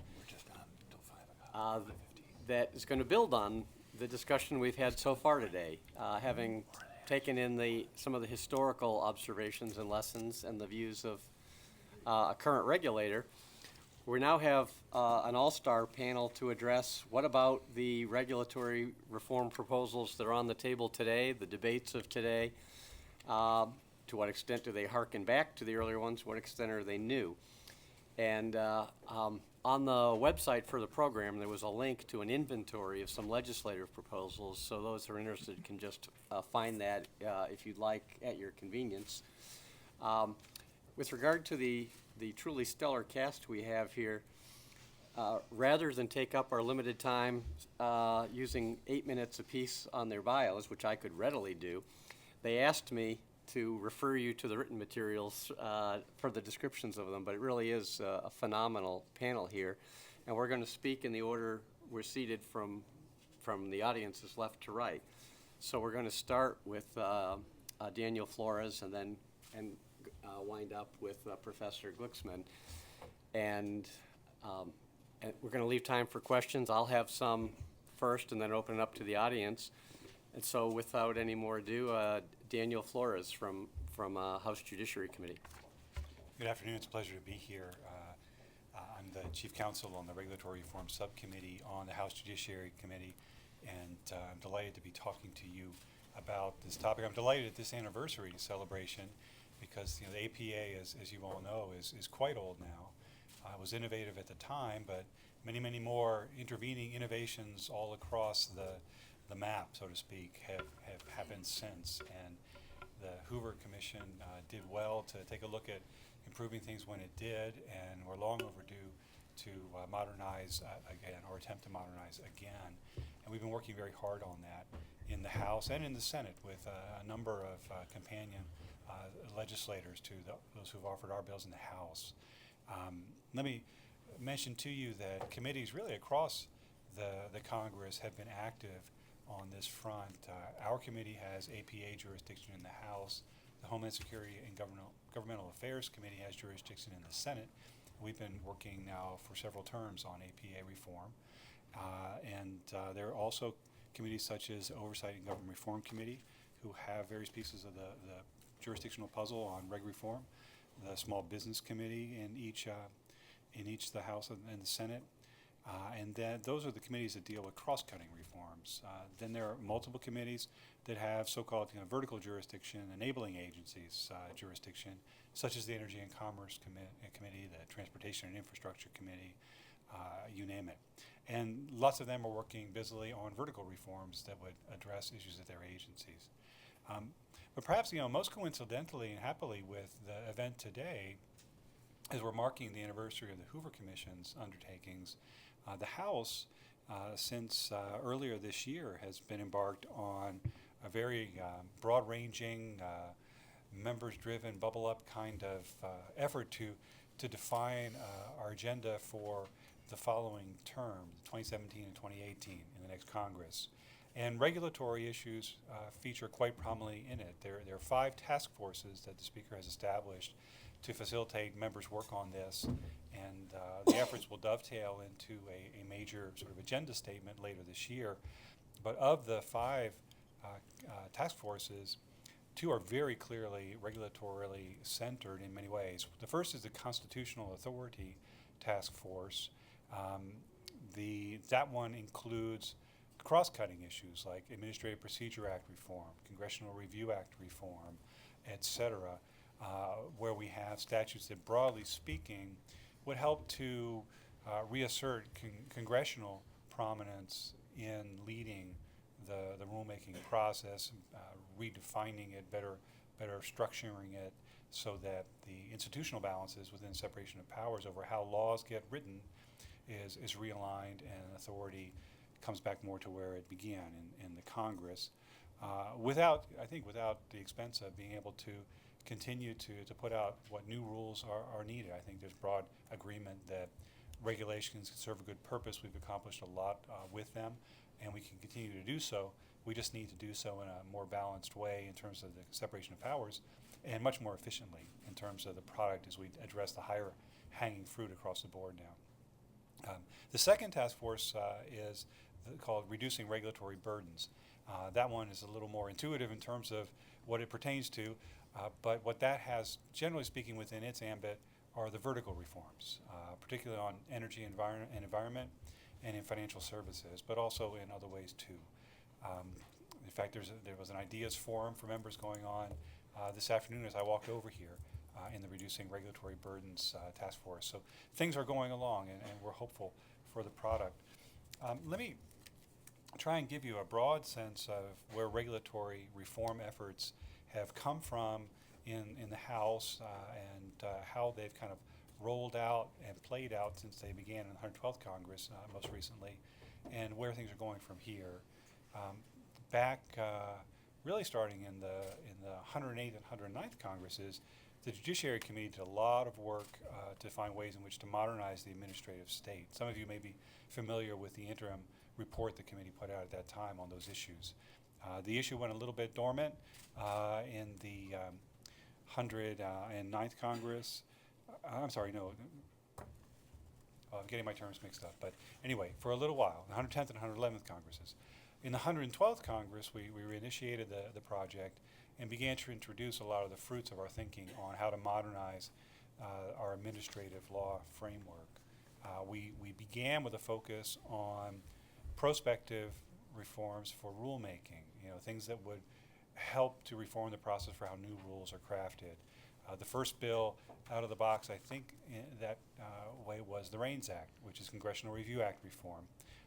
That was an issue that was identified in our interim report and also sort of independently identified by some other members, and that bill was introduced early. Later in the 112th Congress, we introduced the Regulatory Accountability Act, which was the fruit of our efforts over multiple years to identify ways in which to fully sort of recalibrate and reform the notice and comment rulemaking process principally, trying to use concepts that had been, well tested in the executive branch under vehicles such as the Executive Order 12866, some of the other executive orders in this area, some other policy means, but they were strictly executive branch oriented and not judicially enforceable. We tried to see what we could find from the administrations across the spectrum since orders on this began to come down, really in the Carter administration, to harvest things that worked, things that made sense, things that could have a big impact, and that were innately bipartisan already because they were emerging from executive orders of both parties and other documents, and that could be statutorily codified in tractable ways. Some of you know there are some features of EO 12866, for example, they're kind of difficult to reduce to statutory language that might be subject to judicial review. There are many other things that are tractable in that way, so we tried to load them in. We also did some reforms on guidance. We were concerned that as we reformed informal rulemaking, there might be a shift away from that and into guidance. And I suppose we've seen some of that play out regardless over the last few years. We reformed judicial review standards.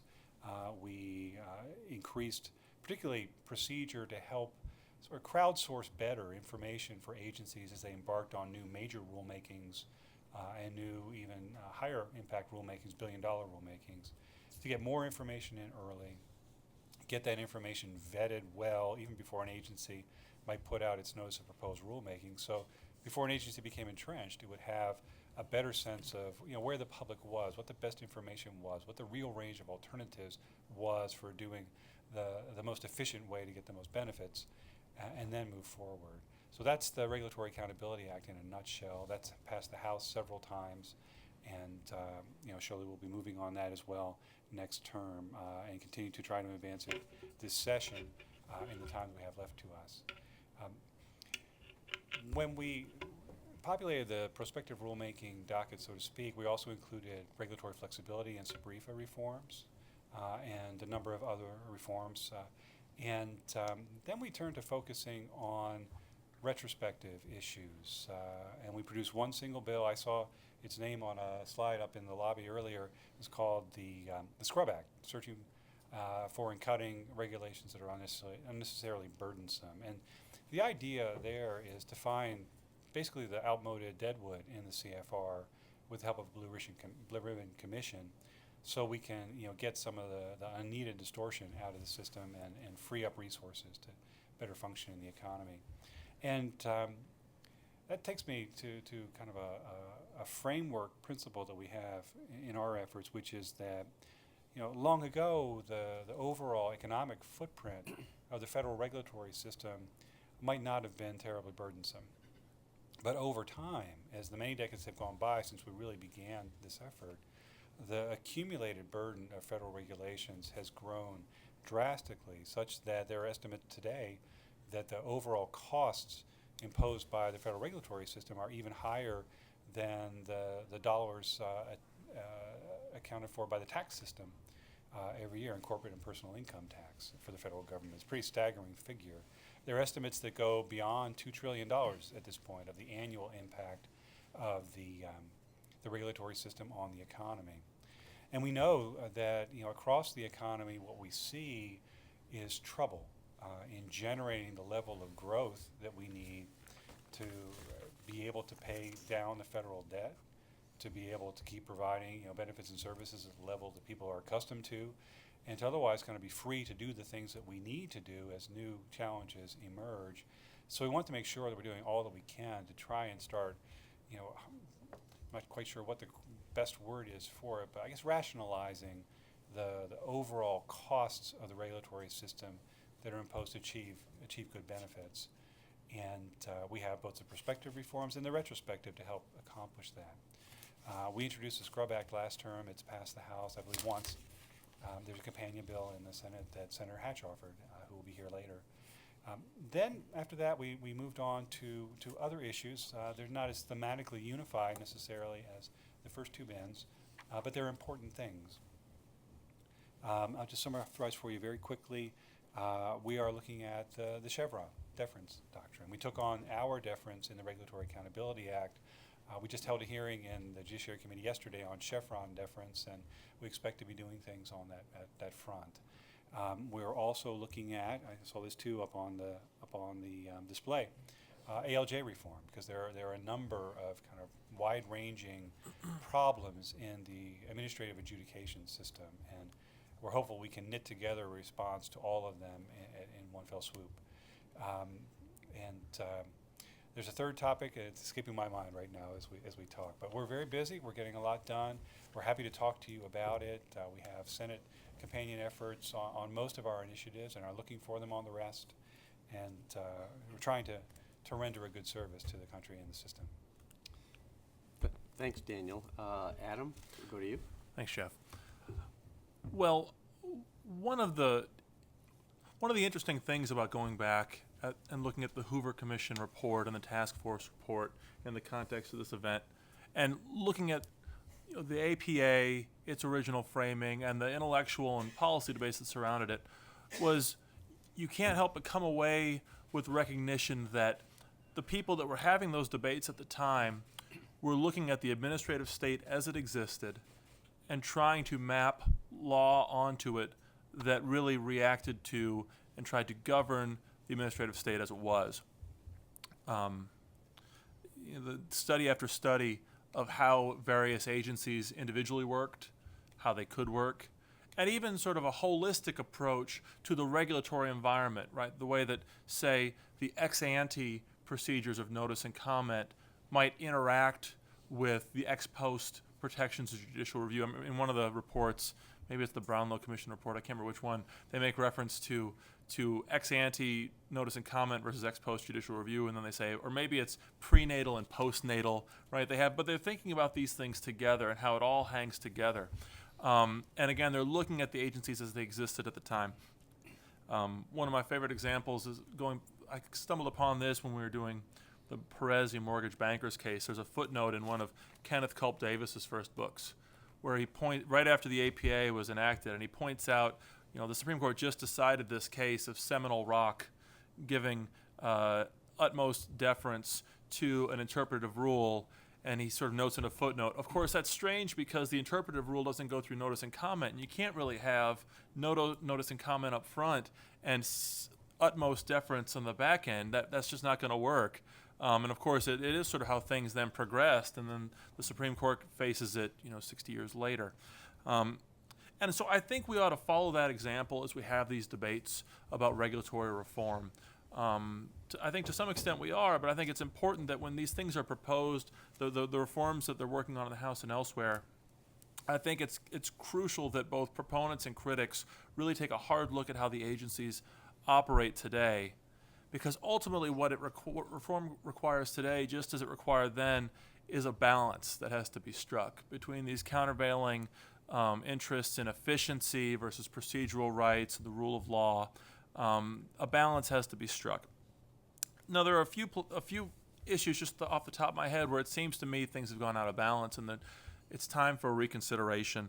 One, it was alluded to just a moment ago, is the way that guidance documents and other agency regulatory programs or efforts that fall below the level of rulemaking, how those might get pulled within the ambit of judicial review or procedural protections a little bit more fulsomely than they are now. And I think in addition to that, there's the question of prosecutorial discretion or its analog in administration. As it seems to be invoked for more and more sort of aggressive regulatory programs. Maybe the quintessential example right now is the case about immigration policy that's going to be up before the Supreme Court in a few weeks. I think this really shows that it's time for a more comprehensive rethinking of how issues of enforcement, non-enforcement, and guidance documents ought to fall within the ambit of the ABA. Second, I think, and I'm sitting next to somebody who knows more about this than I do, I think it's time for a rethinking of the way that cost-benefit analysis plays into all of this. I mean, I do think it would be very beneficial for a bill like the Regulatory Accountability Act to codify these requirements that already exist by and large in executive orders, although occasionally in statutes. I think what's key, though, is not just that we're putting it in statute. I think what's key is that this gets subjected to some measure of judicial review, maybe along the lines of what the D.C. Circuit tried in Business Roundtable, where it seems to me they didn't micromanage the cost-benefit analysis that the SEC was undertaking, but they did criticize the extent to which the SEC was meaningfully responding to comments. And there might be disagreement on that, I'm not sure, but I think that some measure of judicial review to just keep the agencies a little bit more honest would be beneficial, because whether it's Susan Dudley's research on what she calls perpetuating or perpetrating puffery in cost-benefit analysis, or things like the CFTC's Inspector General report from about 5 years ago where they've just blasted that agency's cost-benefit analysis, I think it's time to improve that process, and that almost certainly requires some measure of judicial review. Third, and this was just mentioned a moment ago, we already are undertaking a rethinking of Chevron in some circles, and I think that's a good thing. I'm not sure what would replace Chevron, and I'm not sure whether it's something that the courts can do on their own, whether it's something Congress can do on its own, or if it will require some combination of the two. But I do think that Chevron deference now is something that deserves a significant rethink. And then finally, a very practical question, but I think it's important, is the role of stays pending litigation or automatic stays pending litigation. This is something I've dealt with in practice. I continue to deal with in practice in one of the couple of cases I'm still involved in. And I think it really came to a head last year in the Michigan v. EPA case, where the EPA lost a very significant environmental case. Or at least they lost it in court, but then immediately issued a press release saying this loss is no big deal because we've already managed to get the industry to comply with our policy. And I think you see that in a few different places. That arguably that happened in the Chrysler reorganization, where the Indiana pension funds weren't able to complete their judicial review before the process was all rendered moot by completion of the reorganization of Chrysler. And I think it's worth considering whether it's time for the APA to maybe reverse the presumption, maybe automatically impose a stay pending appeal for at least the most significant of rulemakings, because what we have right now puts an immense amount of leverage on the side of the agencies, I think more than was originally contemplated at the time of the APA. Now, of course, there are broader issues that go beyond just procedural reform, things like reforming delegations of authority, maybe rethinking certain judicial doctrines in the court. Judge Kavanaugh has been sort of a critic of as he said in one case, the court really making standing doctrine too complicated. And these are all doctrines that really came through in a Republican administration and through Republican judges. So I understand that we're now sort of switching ideological sides. But sometimes the other side has a point, and I don't mind sort of admitting that in this context, that maybe the pendulum swung too far. I will say there's been some surprise, I think, in some circles that things like Chevron deference have come under such withering scrutiny in recent years, not just from books by folks like Philip Hamburger, but also the series of opinions from Justice Thomas, or even Justice Scalia, of all people, seeming to start to think out loud about rethinking Chevron. And so I think the best way to think about the current moment, with all due respect to the co-authors and the authors in the room, it might not be in the law books. It might be that book that Thomas Kuhn put out decades ago, Structure of Scientific Revolutions, where he talked about the idea of a paradigm shift, right? Where the specialists are becoming ever more focused on the specific doctrines, the specific rules, that they're caught off guard when the rest of the world starts to change around them. And I really do wonder if in recent years the growth of the administrative state, or what's seen as the growth of the administrative state, might be fundamentally changing the debate in ways that scholars might be a little slow to catch up on. I mean, I don't think you can accuse Scalia of just being ideological in the way he rethought this, because he was there for the whole Clinton administration, and he never sort of flipped on some of these things the way he seemed to be switching near the end of his career. And so I do think something much bigger is happening. I also think that the announcement today of the nomination of Judge Garland to the Supreme Court could actually have a significant impact on these debates, if there are hearings, because these Supreme Court hearings always seem to relitigate the last battle, right? During Roberts and Alito, all we wanted to talk about was Guantanamo and the war on terror and those sorts of things. And I think, if I remember correctly, with Sotomayor and Kagan, there was a lot of talk about gun rights and those sorts of things. Well, given that Judge Garland's coming from the D.C. Circuit, and given that we're having all these debates about the administrative state and regulatory reform right now, I could see his nomination becoming sort of it might focus the debate in surprising ways and really elevate it politically, even more so than it is today. And just one last thought in closing, because I already mentioned Justice Scalia, and obviously he's on a lot of people's minds in recent weeks. I would really encourage you to go back and look at the things that Justice Scalia was writing, not on the Supreme Court or even on the D.C. Circuit, but in the years before that, where he was writing for Regulation Magazine, a magazine that Chris knows well, and his other writings at the time, where he was just out of government and he was a policy scholar and a legal scholar, and he was drawing a lot of pragmatic prudential judgments about how to balance the rule of law and administrative efficiency. Things like Chevron, which by 1989 he seems pretty locked in on. In 1981, he's really thinking through these things in a very flexible way. And I think that's something that a lot of us should aspire to. I mean, we're not going to be Justice Scalia, nobody else ever will, but I think he offered a very good example about how legal scholars and policy scholars can think through these things flexibly and pragmatically.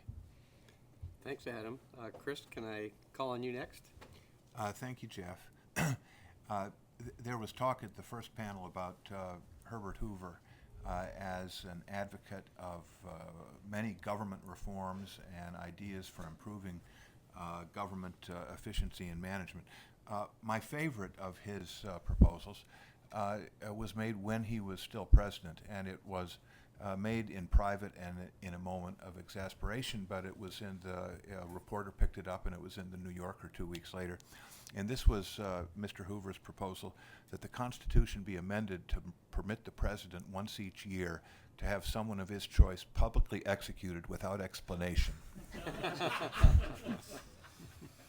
The Hoover Task Force and Hoover Commission, as we also learned this morning, were not the first. Walter Logan was that. Proposals to make administrative law more procedurally constrained, judicialized, formal, court-like. The 1940 Act that was discussed did that. But these proposals have kept coming back over and over again down the decades.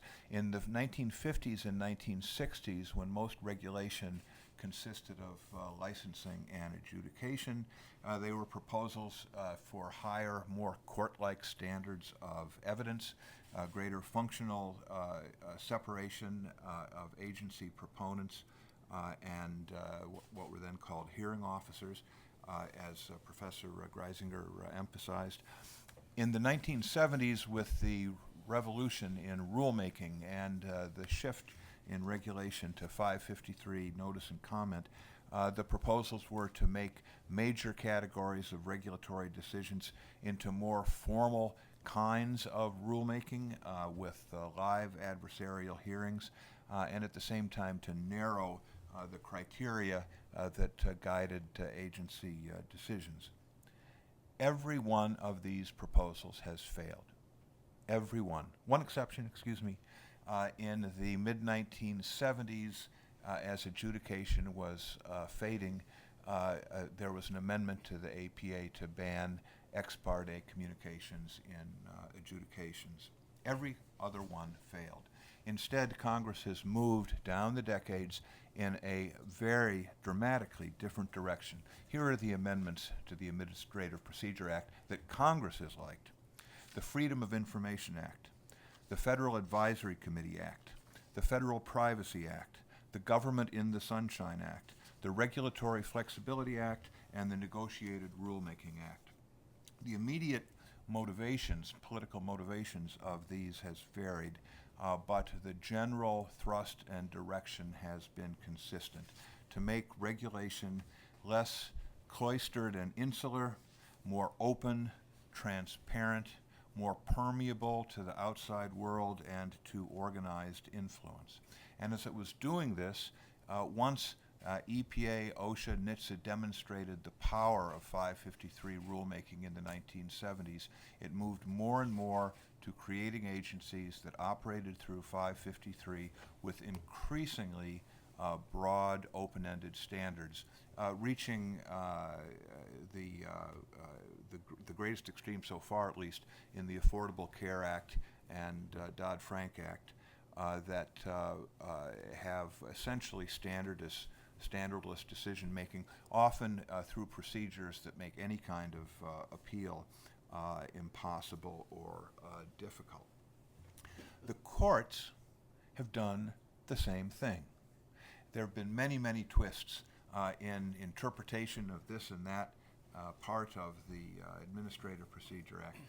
But through the twists and turns, there have been two strong, consistent directions before and after Vermont Yankee, regardless of whether State Farm is being cited or Chevron, and they are both bold departures, if you actually read the Administrative Procedure Act, bold departures from what the Act did. The first is increasing deference to the agencies, interpretation of statutes, interpretation of their own rules, even now, interpretation of their own jurisdiction, pretty flatly contradicting the Act. And secondly, conditioning this deference and the wide discretion that has been approved constitutionally on vastly greater obligations for explication, rationalization, responsiveness to submitted comments, no matter how dumb, going far beyond the APA's, quote, concise statement of basis and purpose. The result of these judicial policies and congressional policies amending de facto the Administrative Procedure Act has been the administrative state we have today, which is essentially one of ad hoc managerial democracy. Congress wants to delegate very broad lawmaking power to highly specialized missionary agencies. It wants them to behave in managerial fashion, but it wants to constrain them not with legal procedures, the kind of things coming out of lawyers' toolkits, but the kind of things coming out of democratic politicians' toolkits. They want the agencies to be transparent, to be participatory, to be consultative with various members who are regulated or who want regulation, and this is more judge-like than legislature-like, to rationalize their explanations in great detail, and through all of this to become, in a loose and unstructured way, politically accountable. You have to take account, I believe, of these powerful trends that we've observed under administrations, Congresses of both parties, judges of all persuasions, going over a period of over 50 years, responding, I think, to deep changes in the nature of democratic politics. We have to take account of this when we look at proposals today, some of which are the same ones that have been around since the 40s and 50s, to reform the Administrative Procedure Act. So, just to lay my cards on the table, I would like Congress to make many more policy decisions itself. I would like all administrative law judges housed in a separate agency and ride circuit around the administrative bureaus and agencies who do not employ them. But I have to notice that Congress has been considering these things for as long as I've been on this earth and has never found them attractive, that has been moving consistently in the opposite direction. I do think, and Adam gave a few examples of this, that there are a few cases of overreach during the Obama administration that are pretty conspicuous. Many of its highly unilateral decisions, where it's really extemporizing with statutes, have gone beyond this sort of implicit covenant that I have described of having wide discretion provided you really explain yourself in a highly rationalized form.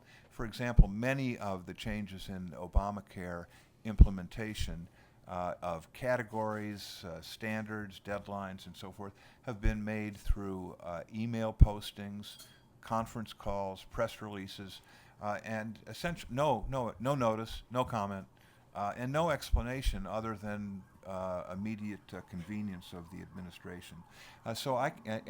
I do think that the use of guidance documents has become quite abusive. The Office for Civil Rights has used Dear Regulated Colleagues letters to effect quite momentous changes in, for example, college procedures for dealing with she said, he said cases of alleged sexual assault, and now moving into equalizing state finance. Huge, highly controversial changes that are just made by mimeograph machine, essentially. So I can certainly imagine Congress having the gumption to to make those changes, but they're simply just really pulling back to the status quo ante. I agree that EPA made a very serious mistake in bragging about how the Supreme Court's decision in the Michigan case had been pointless because they'd already browbeaten all of the regulated parties into compliance before the justices ruled. They made an even worse mistake in dragging that into their argument against a stay of the proceedings in the Clean Power plan.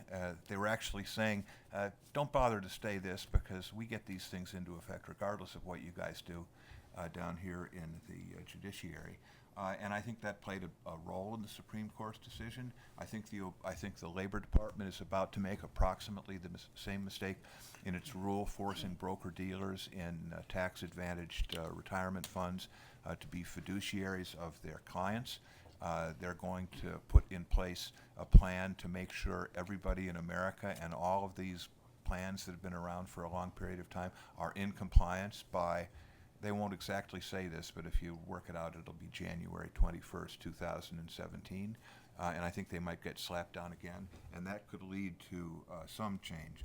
But these are marginal compared to the big legalizing proposals that have been made.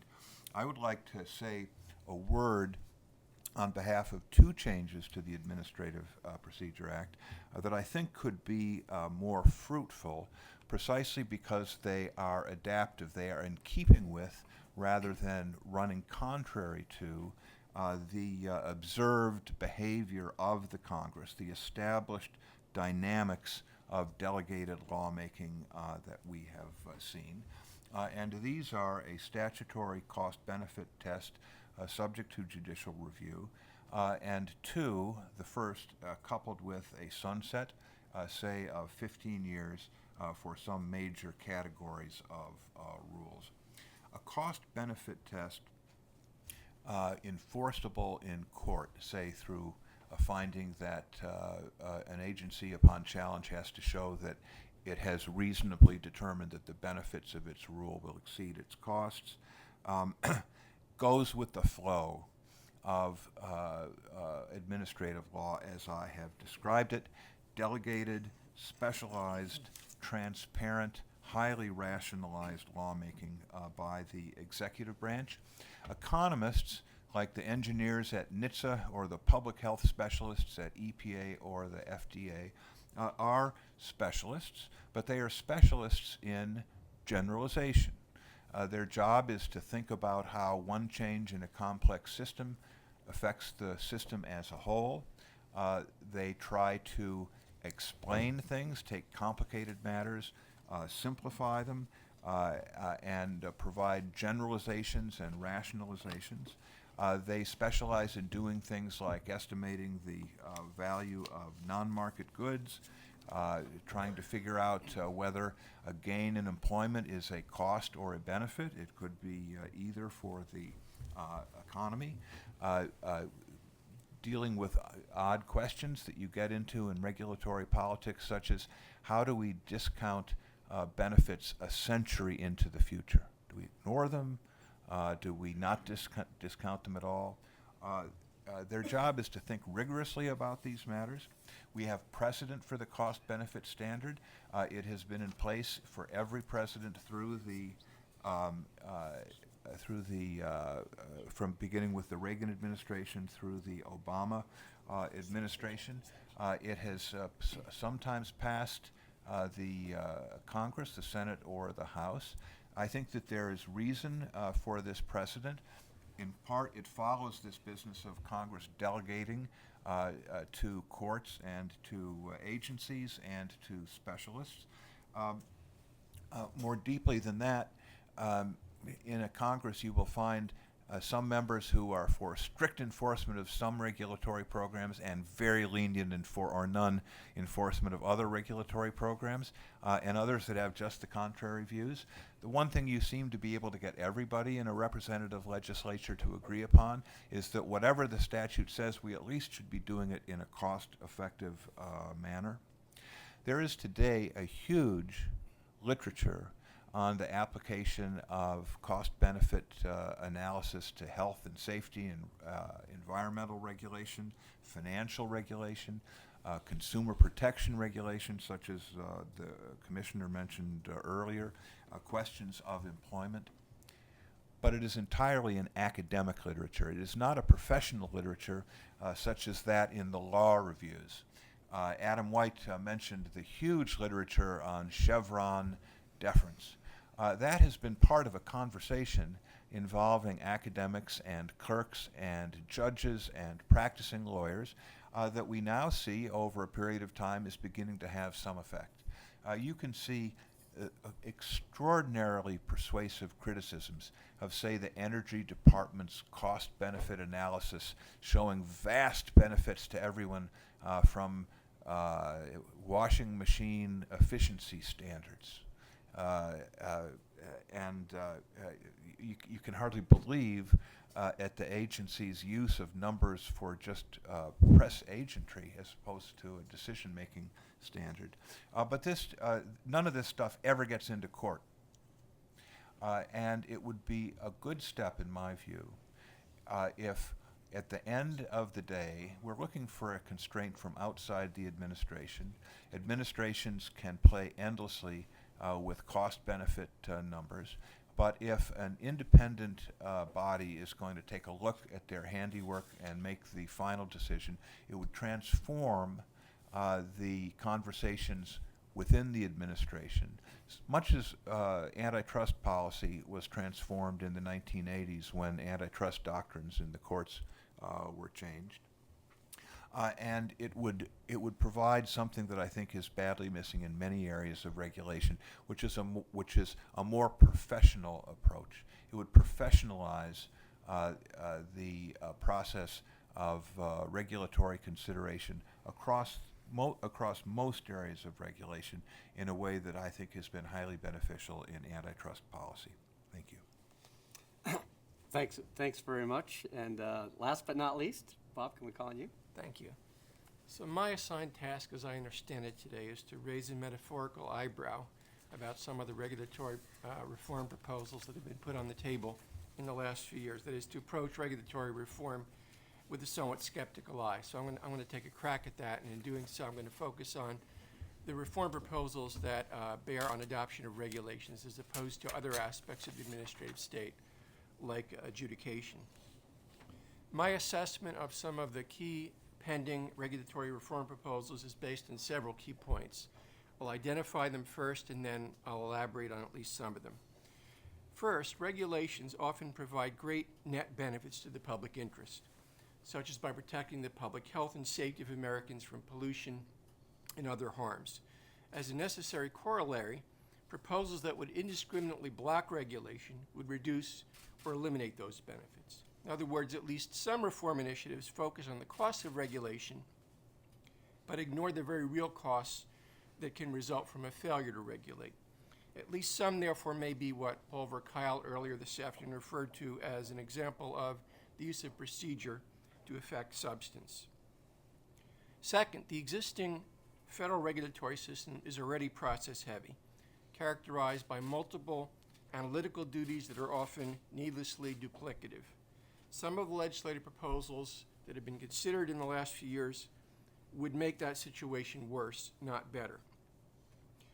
You sometimes hear the charge that changes are needed to remove barriers to effective participation in regulatory processes for industries and other affected interests.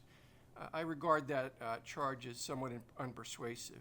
The Administrative Procedure Act and related laws already provide ample opportunities for such participation, and studies by scholars like Wendy Wagner show that regulated entities tend to dominate the aspects of the regulatory process that involve agency solicitation of public input. The nearly universal access to judicial review under the APA, as well as under agency organic statutes, ensures the agency some degree of accountability that some who support regulatory reform claim is lacking. And the voluminous attacks on the Clean Power Plan show that litigants on all sides are not shy about taking advantage of existing avenues for attacking regulatory adoptions. Third, ex ante predictions that regulations will inhibit job growth and drive the economy into recession should, at least in some instances, be taken with a grain of salt. Retrospective studies of regulations adopted by agencies like OSHA and EPA have shown that actual compliance costs have turned out to be lower, sometimes significantly lower, than predicted before the regulations were adopted. In addition, regulations, at least in some instances, can have positive economic effects by spurring the manufacture and use of new technologies and creating new jobs. And sometimes these positive economic consequences aren't acknowledged. Fourth, although regulatory critics often attack regulations that they say have been adopted by unelected bureaucrats by administrative fiat, in fact, these regulations are usually authorized and in some cases are required by legislation adopted by Congress. If regulations exceed the scope of delegated authority, judicial relief is available. And as the Supreme Court's decision in Michigan versus EPA illustrates, courts are willing to send agencies back to the drawing board if they outstrip their authority or adopt arbitrary regulations, although we've already heard that the remit in that case might not have had as much practical effect as one would have anticipated, given efforts to comply before the decision was reached. And finally, regulatory reform efforts should not narrowly focus on how to stop allegedly unwarranted and excessive regulation. A balanced approach to reform would include ensuring that agencies have adequate resources to carry out the tasks assigned to them by their organic statutes. Heaping ever more burdensome procedural duties on agencies forced to operate on shoestring budgets is most likely to produce less defensible regulation, not more defensible regulation. Legislation that shifts the focus of reform from the front to the back end of the regulatory process, I think, should also be on the table. So let me take a step back and generalize. While Congress has charged regulatory agencies with the mission of protecting the public, it's important, as others today have noted already, that agencies carry out those missions in a deliberative, transparent, fair, and accountable manner that includes meaningful opportunities for public participation and challenge. The role of administrative procedure is to promote those values. It's always possible to add more process to promote core administrative law values, but sometimes one ought to consider the impact of doing so on an agency's capacity to do its job. The administrative state tends to work best when its procedures are designed in a way that properly balances the core values I just mentioned with another core administrative law value, regulatory effectiveness or productivity. In my view, in recent decades, Congress, the President, and earlier than that, the Judiciary, have imposed numerous new analytical and procedural requirements on agencies, primarily for rulemaking initiatives. In most cases, these requirements are defended as necessary to advance values like transparency, accountability, or fairness, but their steady accumulation over time has come at the cost of productivity and effectiveness. At some point, the system can be thrown out of balance.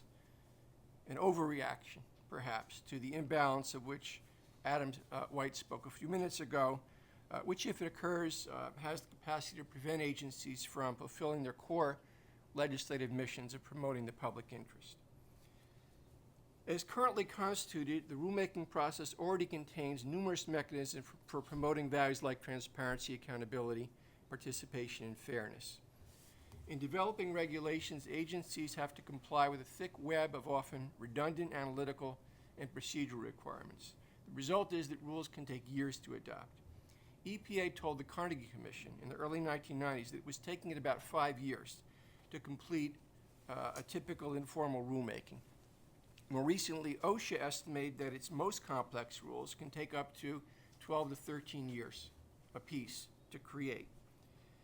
It might make sense to add to these existing analytical burdens if those affected by regulations were shut out of the adoption process, but that's not the case, as Wendy Wagner and others have indicated.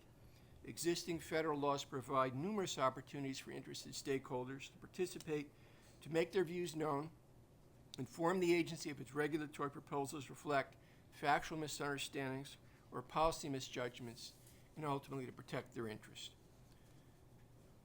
Even after a rule is completed, agencies have several tools at their disposal to make what I've referred to in previous work as back-end adjustments at the request of regulated entities that enable tailored implementation for the purpose of minimizing unintended or counterproductive negative consequences or unfair regulatory burdens. So if, as I believe, the regulatory reform proposals would skew administrative values and put them out of balance with an excess of process that undermines regulatory effectiveness and productivity, what might we do instead to put the reform proposals back into balance? I think Congress should consider ways in which it can reinvigorate agencies, enabling them to carry out their statutory missions to promote the public interest in a more timely and effective manner. It should be looking for ways to improve the quality and productivity of agency regulatory decision-making without sacrificing other core administrative values. So what would be some examples? Perhaps most importantly, Congress should provide agencies with the resources they need. One of the reasons that regulatory agencies can't fulfill their statutory missions is that financial resources and available personnel have been reduced or maintained at constant levels in recent years. This starving of the agencies has occurred at the same time that the agency's missions have become more complex, given rapid changes in technology and other developments, and in some cases more expansive, often at congressional direction, forcing agencies effectively to do more with less. Funding levels commensurate with agency regulatory responsibilities is an essential prerequisite to effective regulation, as well as promotion of core administrative values like deliberation. With adequate funding, agencies will be able to spend more time considering feedback from affected interests and making appropriate adjustments to the proposals, either at the front or back end of the regulatory process. Second, Congress should eliminate unnecessary and burdensome ex-ante analytical and procedural requirements. As I've said, the existing duplicative analytical obstacles drain agencies' already strained resources. Streamlining the administrative process would enable agencies to foster all relevant administrative law values and avoid frittering away valuable time and resources on redundant analytical reviews. Third, Congress should empower agencies to focus greater attention on making back-end adjustments in the implementation of completed rules. What I mean by back-end adjustments are things like exceptions or time extensions or variances or waivers that allow for greater implementation flexibility and can reduce unintended burdens on uniquely affected regulatory entities. These kinds of adjustments can avoid hardship, inequity, unnecessary regulatory expenditure, or counterproductive results. Congress can encourage agencies to engage in greater use of these adjustments by ensuring that they have adequate budgetary and legal resources to rely on these adjustments. In particular, Congress should think about exploring opportunities to ensure that small businesses, in particular, are able to take advantage of available back-end adjustment processes. If regulations that are properly applied to larger businesses don't seem to fit as applied to smaller entities. And Congress might enact legislation that directs the Small Business Administration's Office of Advocacy to focus on that task. In short, if Congress wants a better fit between regulatory need and response, it should focus on ensuring that agencies have the tools they need to promulgate and implement effective regulation. Let me just finish by focusing on a couple of the specific regulatory reforms that have been and are being debated and point out some possible flaws in them. Let me start with regulatory lookbacks. Regulatory lookbacks, I think, reflect a good idea in theory, consistent with trends like increasing use of adaptive management in natural resource management decisions. But sometimes regulatory look-back proposals are biased. They sometimes focus heavily or even exclusively on ways to reduce regulatory costs, with insufficient thought being given to how to improve promotion of the public interest in areas like public health, safety, or environmental protection. If we're going to go the route of regulatory look-backs, agencies should be required to even-handedly assess whether more, less, or different regulation is appropriate, instead of just being forced to eliminate existing regulations.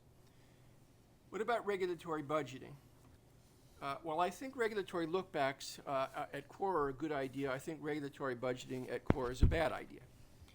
Because regulatory budgeting imposes an arbitrary cap on the permissible aggregate costs of regulation, it can prohibit agencies from instituting new regulations even if the resulting benefits would greatly exceed the costs that flow from those regulations.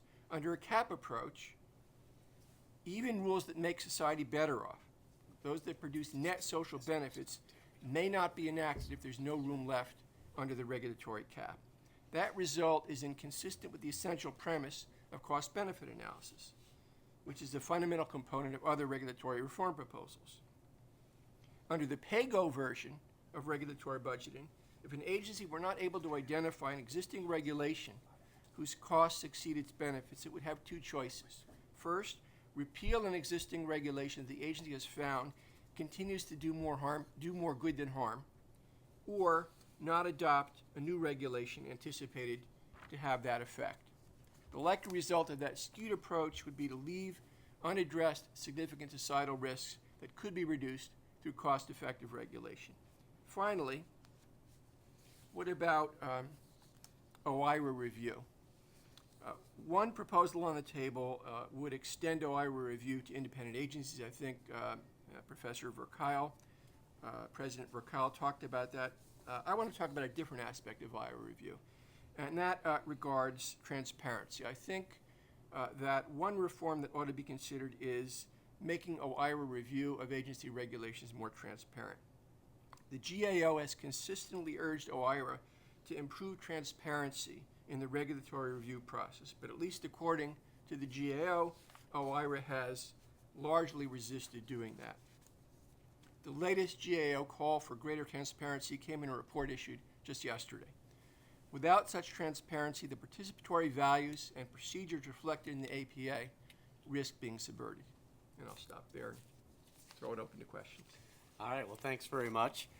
I'm going to have a couple of questions and invite the audience, but I first wanted to give the panelists a chance to respond to one another. So, Daniel, since you kicked us off, do you have anything you would like to address that others have said, and then I'll ask each of you if you'd like to do that. Sure, I'd be happy to. Three things come to the top of my mind. One, in response to Professor Glicksman, I think that it's important to remember that as regulatory agencies regulate, they're not just endeavoring to obtain benefits for society, which of course is a good thing in the abstract. They're making laws. Laws constrain personal liberty. Laws that constrain liberty enough begin to materially impact the liberty of the economy to grow in a way that will sustain our commitments, sustain our prosperity.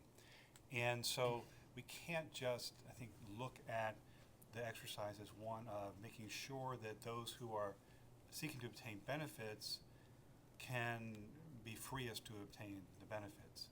We have to make sure that they're not free to excessively constrain liberty. And I think that's a fundamental point of the design of the kinds of things we've been trying to do in the House with our regulatory reform bills.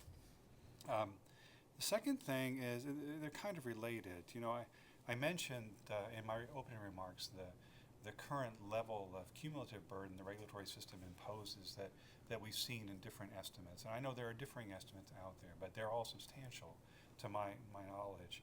And I think it's very much our sense that the trend line of the burden and the total of the burden is in many ways a product of at least a partial collapse of the separation of powers in the constitutional design, which of course again was put in place to preserve liberty and preserve prosperity.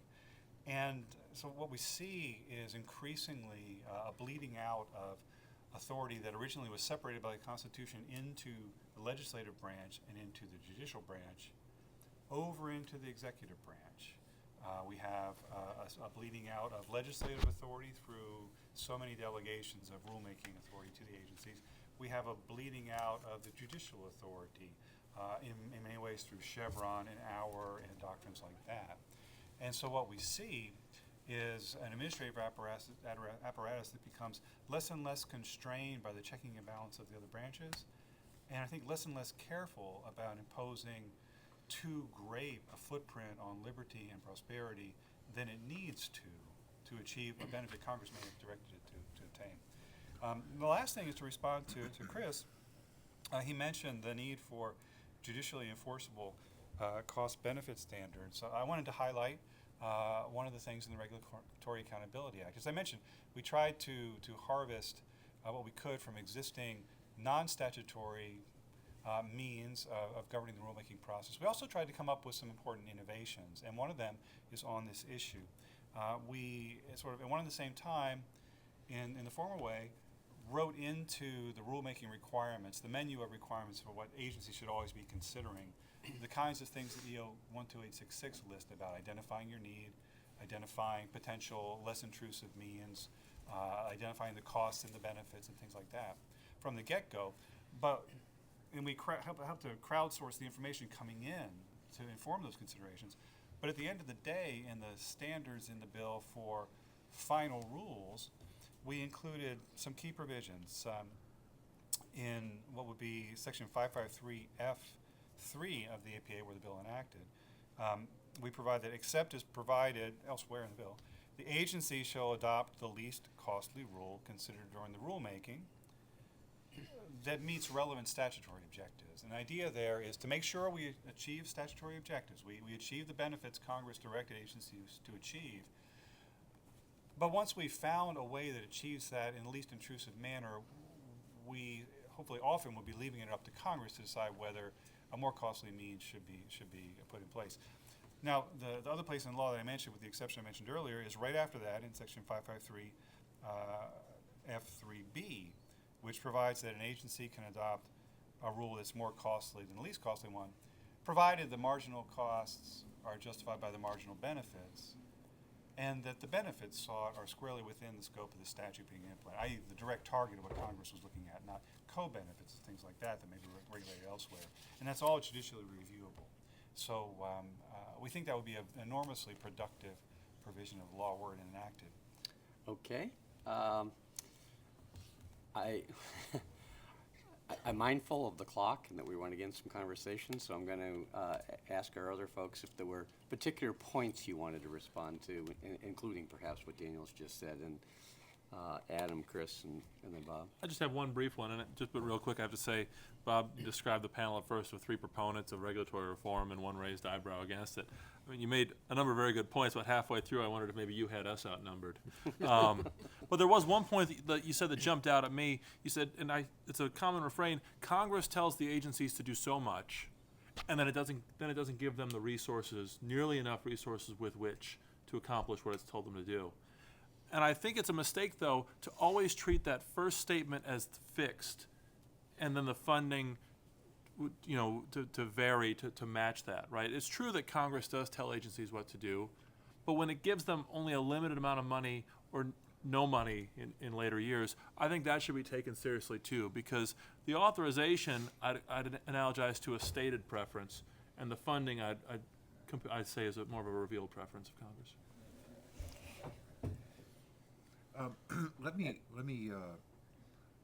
want to use my disagreement with Professor Glicksman, the overall tenor of his remarks, as a way of illustrating a general point about regulation. For most of the things that he says, regulation should not be constrained. My view is that regulation is a good thing. It has a lot to offer, but it is lawmaking. It is government. Government is a problematic human enterprise. Concentration of power reliably produces abuses, and so I don't think just giving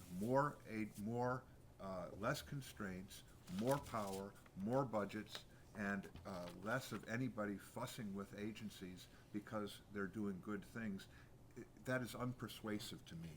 I see lots of good things that they're doing, but they are agencies of government, and there's a fairly long tradition in Western civilization that government needs to be constrained. So I'm looking for constraints.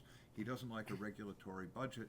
I think it's problematic, but the arguments he makes against it are also against budgeting for anything. Social Security, why don't we take Social Security and put it off budget?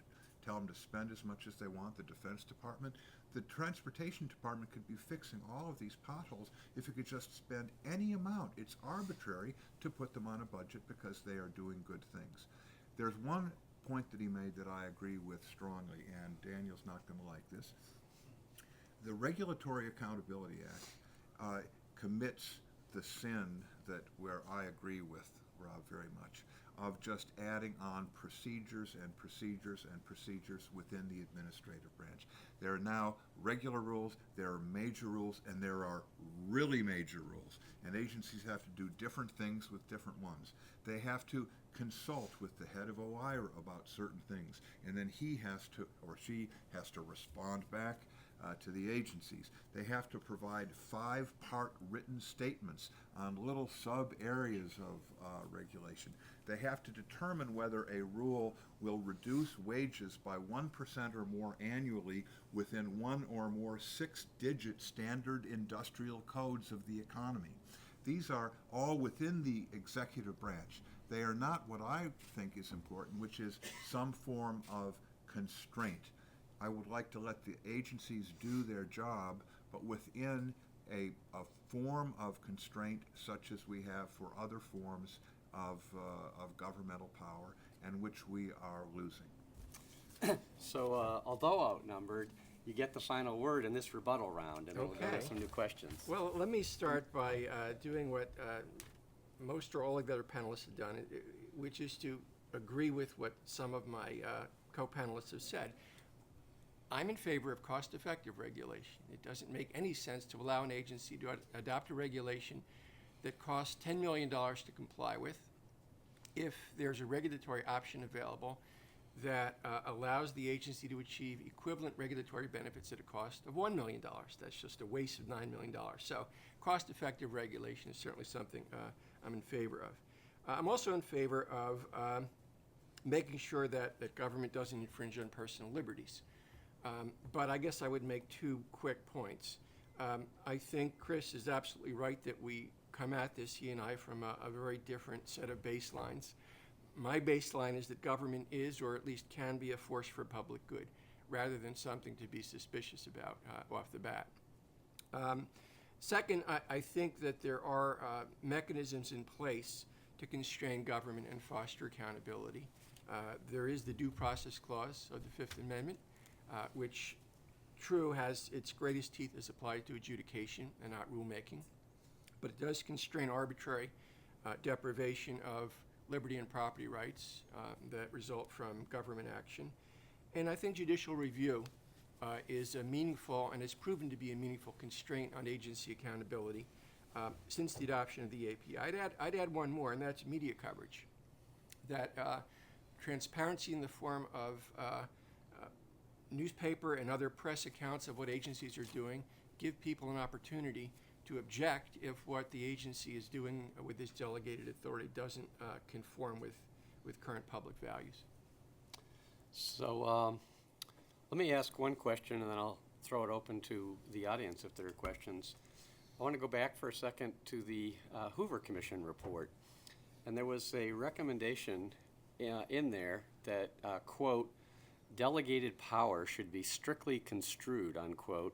And there were other recommendations that it was important that the government lawyers that would be hired would be people that would appreciate how important it was for agencies to act only in conformity with the law, strictly construed.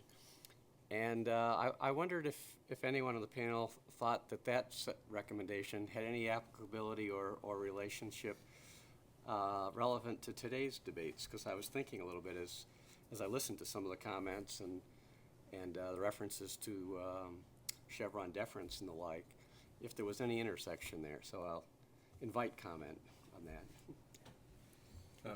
The personnel recommendation sounds a lot like we need more men who are angels in government. I'm not sure whether we can rely on that. I would say, though, on the delegation of authority, you look back at some of those mid-20th century cases, they'd look at the term regulating the public interest, and they'd say, well, that has long roots in the common law. We know sort of what it means. We're not just writing on a blank slate, where today you look at a similarly broad language and you say, well, it's just open-ended. And so I'm not sure whether you can count on the agencies themselves to narrowly construe things, but maybe, and maybe this is the right moment with a Supreme Court nomination, but maybe it falls to judges to become a little bit more rigorous in reading content, significant content and limitations into seemingly broad delegations of authority. So there was actually a corollary of this, a variant of Professor Perillo's question to the first panel, where he asked about competing models of judicialization versus managerial. Let me ask you, in the reform proposals of today, there are a number of the bills, with the exception of the REINS Act, they do have these elements of legalistic, let's change the standard deference, let's add judicial review, and so on. To the extent there's a perception that there's either too much regulation or too much cost in regulation or too much paperwork, does anybody have any thoughts on why there are not proposals to directly limit the costs or directly limit the paperwork rather than add these legal process reforms? And well, I guess I'll offer a couple of thoughts. Actually, there are some proposals to limit the paperwork. I think they've been coming more out of the Oversight and Government Reform Committee that has jurisdiction over the Paperwork Reduction Act. And there also is a lot going on in terms of trying to define regulatory budgeting. I know some of the panelists have suggested regulatory budgeting is a difficult thing or maybe a non-desirable thing, but there is a lot of effort going on to try and identify that. And anyone else want to comment on that, or should we go to the audience? I would just say, with respect to the cost point, this is related to my criticism of regulatory budgeting. If existing regulations produce benefits that exceed their costs, and if an additional new regulation would do that, then society in the aggregate is better off with all those regulations than without. If that's the case, and the continuation and adoption of that aggregate group of regulations is imposing disproportionate burdens on an industry or segment of society, then I think it makes sense to consider whether Congress should adopt legislation that somehow subsidizes the disproportionately affected interests. Because, again, by definition, in my scenario, society as a whole is better off with all these regulations. The question is, how do we allocate the cost of supporting these regulations? And it may be appropriate in some cases to engage in subsidization. Okay, so let me, as a proponent of regulatory budgeting, let me just ask you a follow-up on that, which is, Chris made the point that the argument that something is cost beneficial, that just says that it's rational. It doesn't say we have the resources to do it.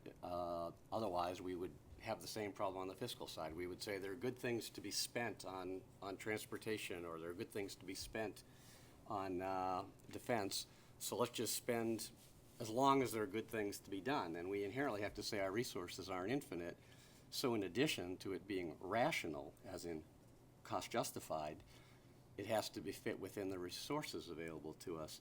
Why would you not apply that to regulatory costs? In a sense, that's what I'm getting at with my subsidization argument, that there are segments of society that are going to be richer as a result of regulations from which they derive benefits, and it may make sense to extract from them some price to make sure that those who are not being benefited, or those who are being harmed by the regulations, are being compensated for the burdens placed on them.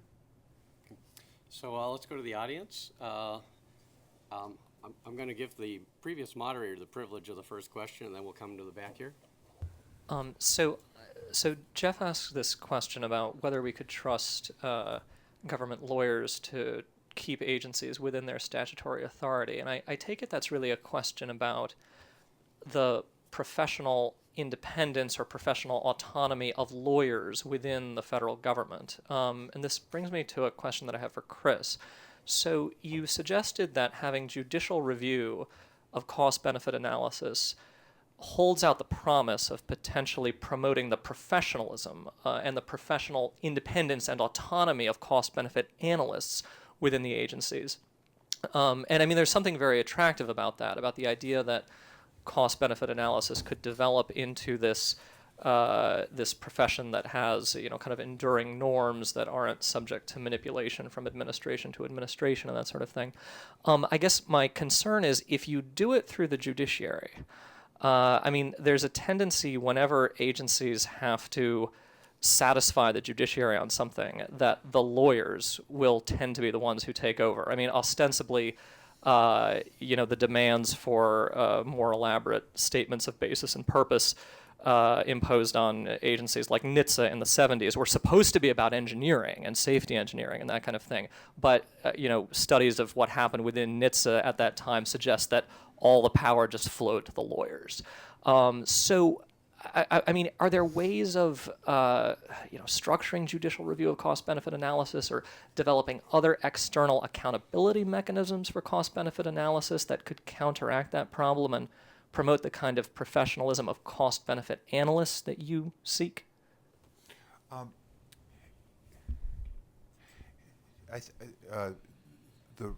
The regulatory state is justified by expertise, but it's run by lawyers today. And lawyers it is a profession, and there are norms, and if you're a lawyer, you have to pay attention to those norms. But it is a weak profession, and it has become weaker as lawyers are much more intent upon serving their client than serving some abstract idea of law or the courts than they did in ages of yore, and there are some good aspects about that and some bad. Economics, I think, is it's a stronger profession in the sense that it has more independent norms that people pay attention to, regardless of partisan or immediate partial interests of one sort or another. I don't have a grand solution to the problem you raise is a serious one. The solution I propose is an imperfect one. I think that the executive state has become too autonomous and too powerful. I'm looking for practical forms of constraint. I've only got 2 other branches to work with, and I think the judiciary is better suited to this than the Congress. So these ideas will have to be filtered. But courts generally do a good job, I think, with economics in contract law, damages law, aspects of liability law. These are not completely weird issues, and they can be good consumers of cost-benefit analyses prepared for them by agencies that want to get their rules approved. Antitrust law is still an area of law, and decisions are still made by courts. But the changes that were wrought in the late 70s and early 80s have been very durable from administration to administration. Merger analysis continues to be dominated by economic considerations. The economists at the FTC and at the Antitrust Division play a very important role. The SEC has gone on a hiring binge since Business Roundtable, and I don't know what the upshot's going to be, but they have serious economists that are sitting there along with lawyers during the rulemaking process, and that's the kind of professionalism I have in mind. Okay. How about we'll take one question, and then we're going to need to wrap up the panel. So I'll take the gentleman in the back there. Is this on? Okay. Paul Kamler, with a senior fellow of the Administrative Conference. I have a question to Daniel there in terms of what is the position of your Chairman Marino of your subcommittee and Chairman Goodlatte of the full committee on the REINS Act, because this gets into the issue that Chris was talking about in terms of accountability. And where is the status of that bill? Yeah, well, the REINS Act, I believe, has passed the House 4 times now. We've reported out the REINS Act every term since it was first introduced. We like the REINS Act. Chairman Goodlatte likes the REINS Act. Chairman Marino likes the REINS Act. We continue to move it, each term, each opportunity that presents itself. In some cases, I think we've passed it more than once. It was passed as a standalone, I think, last term, and then it was incorporated into H.R. 4 in September of 2014. I think that it's fair to say, too, that the REINS Act could potentially have even more power if it were associated with APA reform alongside it, because what you'd have then is you would have a better product with more buy-in from everyone coming out of the agencies to begin with. So the burden on Congress to actually combat under the REINS Act might be reduced. It might be fewer disputes that had to be brooked that way. So the Senate hasn't done anything about it, just the House? The Senate has not yet passed it, no. All right, well, with that, so that we can get to our keynote speaker, let me thank the panel.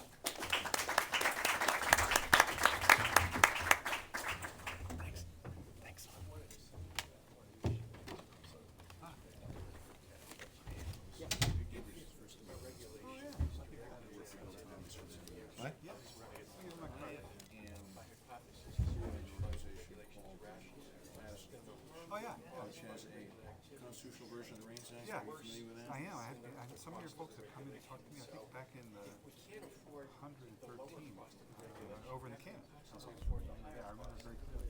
Happy to. So we now have 500 legislators and 4 governors. That's related to how we not spend money in more national. 18 legislative chambers, 17 passed resolutions now. Urging Congress to propose it. I wonder if there's somebody judiciary who's interested in hearing about our approach. Oh yeah, I'd be happy to. You come in and see me, probably play the star. I'm going to do it.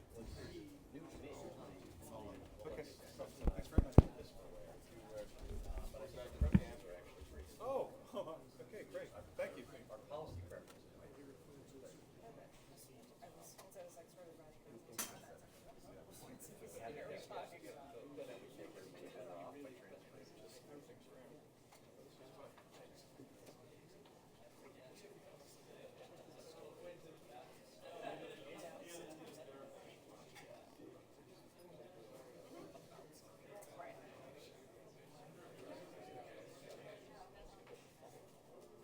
We have one right here. Well, thank you, everybody. I'll keep this introduction very short since Senator Hatch really needs no introduction. But we're very, very much privileged to have Senator Hatch here today to keynote this event co-sponsored by the American Bar Association's Administrative Law Section and the Hoover Institution. Senator Hatch is the senior-most Republican in the United States Senate, elected to a 7th term from the state of Utah. He's the chairman of the Senate Finance Committee, but in addition to that, he served as chairman of the Senate Judiciary Committee, a committee that suddenly finds itself in the news again today. But it's a real pleasure here to hear Senator Hatch's thoughts on regulation, administration, government, and the Constitution. Thank you very much. Thank you so much. Well, I'm honored to be with all of you here today. We've had an extraordinary day today. I talked to Mary Garland on the way down here, and we'll just have to see what happens here. You know, it isn't a question of person. It's a question of when. And frankly, there's never been any nominee in this late in a presidential term, and very few that have ever made it through. The last one that made it through in a presidential year, not term but year, was now Justice Kennedy. But he was nominated the year before, and it was the end of a very arduous, difficult process that began with Robert Bork, and they really turned against Bork and really it was really outrageous what they did to him. One of the greatest legal minds I've ever met. Okay, I guess I could stand a little closer. One of the greatest legal minds I've ever met, and what they did to him was almost unforgivable. But I'm happy to be here with you today. It seems like all of these boring issues happen to be mine. And regulation reform is about as boring as it gets. So let me make sure that I'm going to try and keep you awake throughout these remarks. But let me say it's a pleasure for me to be with you. And first, let me thank you for holding such an excellent event. I think this is the first time I've been here, and it's pretty impressive to me.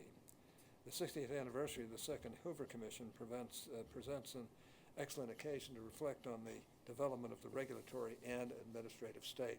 And right now is a good time to do that. Take stock of its flaws and, of course, offer solutions for its future. For many years, the various federal administrative agencies have steadily accumulated the power to govern. This phenomenon's occurrence is no accident.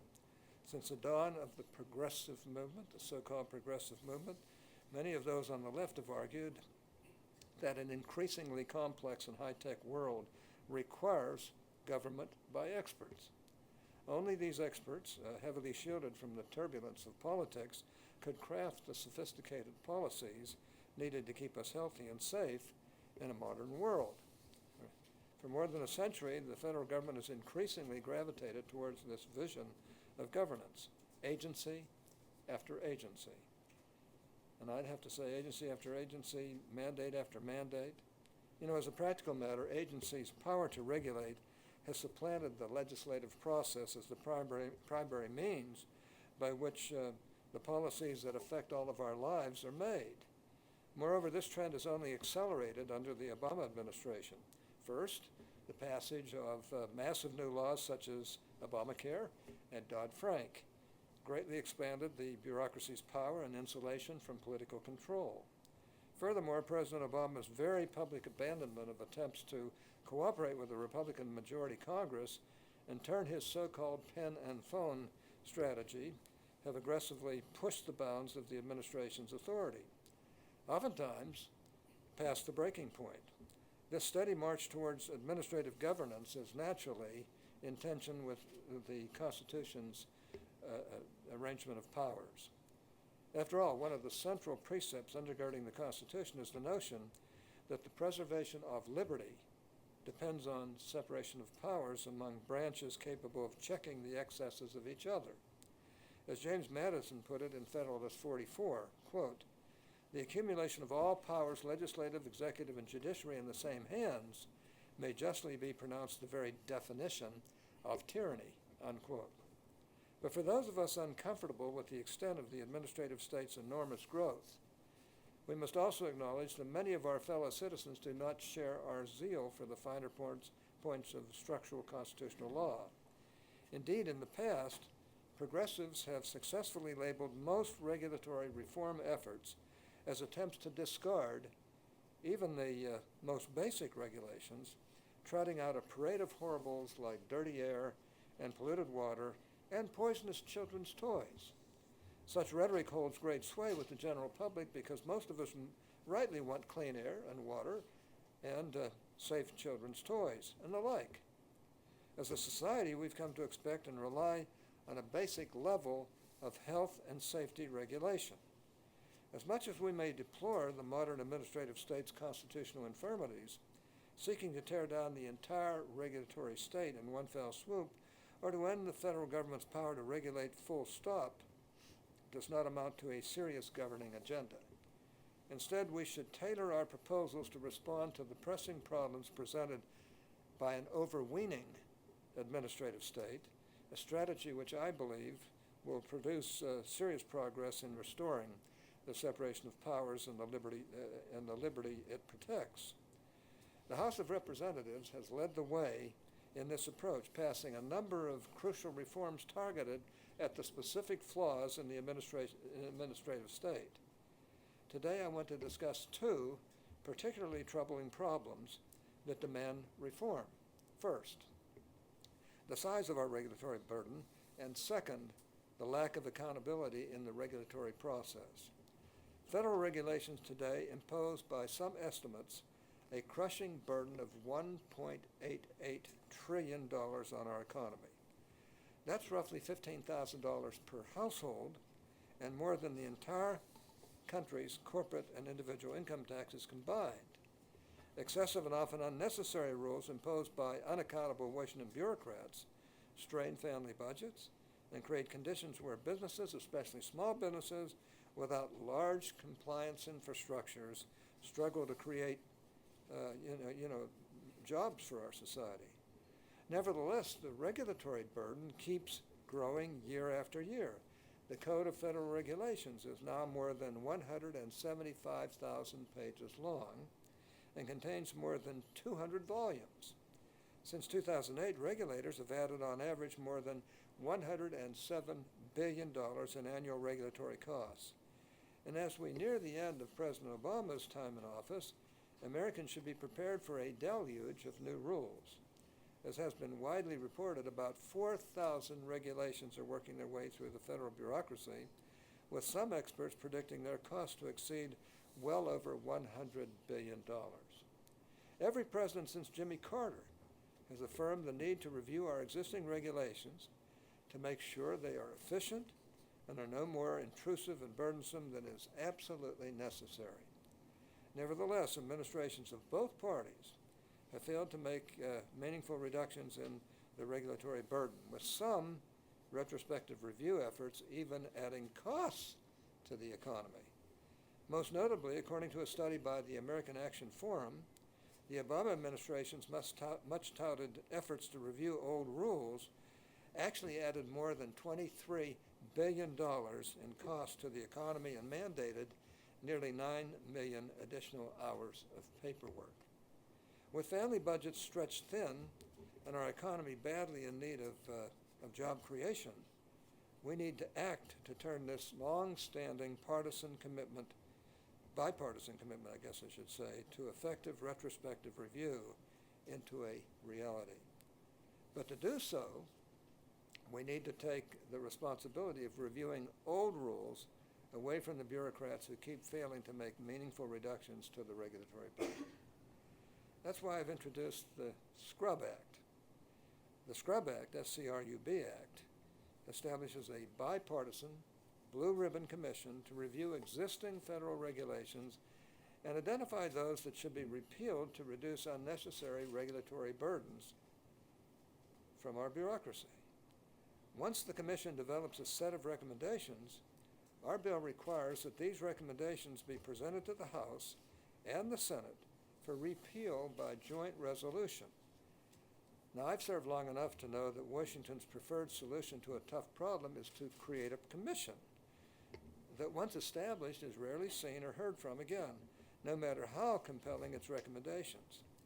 Therefore, I want to lay out a few key features of how Scrub avoids the pitfalls of so many do-nothing commissions, as well as the problems encountered with other attempts to implement retrospective review. First, our bill sets a hard target for the reduction of at least 15% in the cumulative cost of federal regulation. And our bill does not artificially limit what costly and unjustified regulations could be repealed. Our bill also guarantees an up or down vote on the Commission's package of recommendations. Finally, for any given regulation, the Commission is authorized to recommend either immediate repeal or repeal through what we call cut-go procedures, whereby agencies on a forward basis will have to offset the costs of new regulations by repealing Commission-identified regulations of equal or greater costs. A process like cut-go proves critical for holding agencies accountable to the law, providing an avenue for addressing the many regulations on the books that impose unjustified costs in pursuit of a legitimate goal.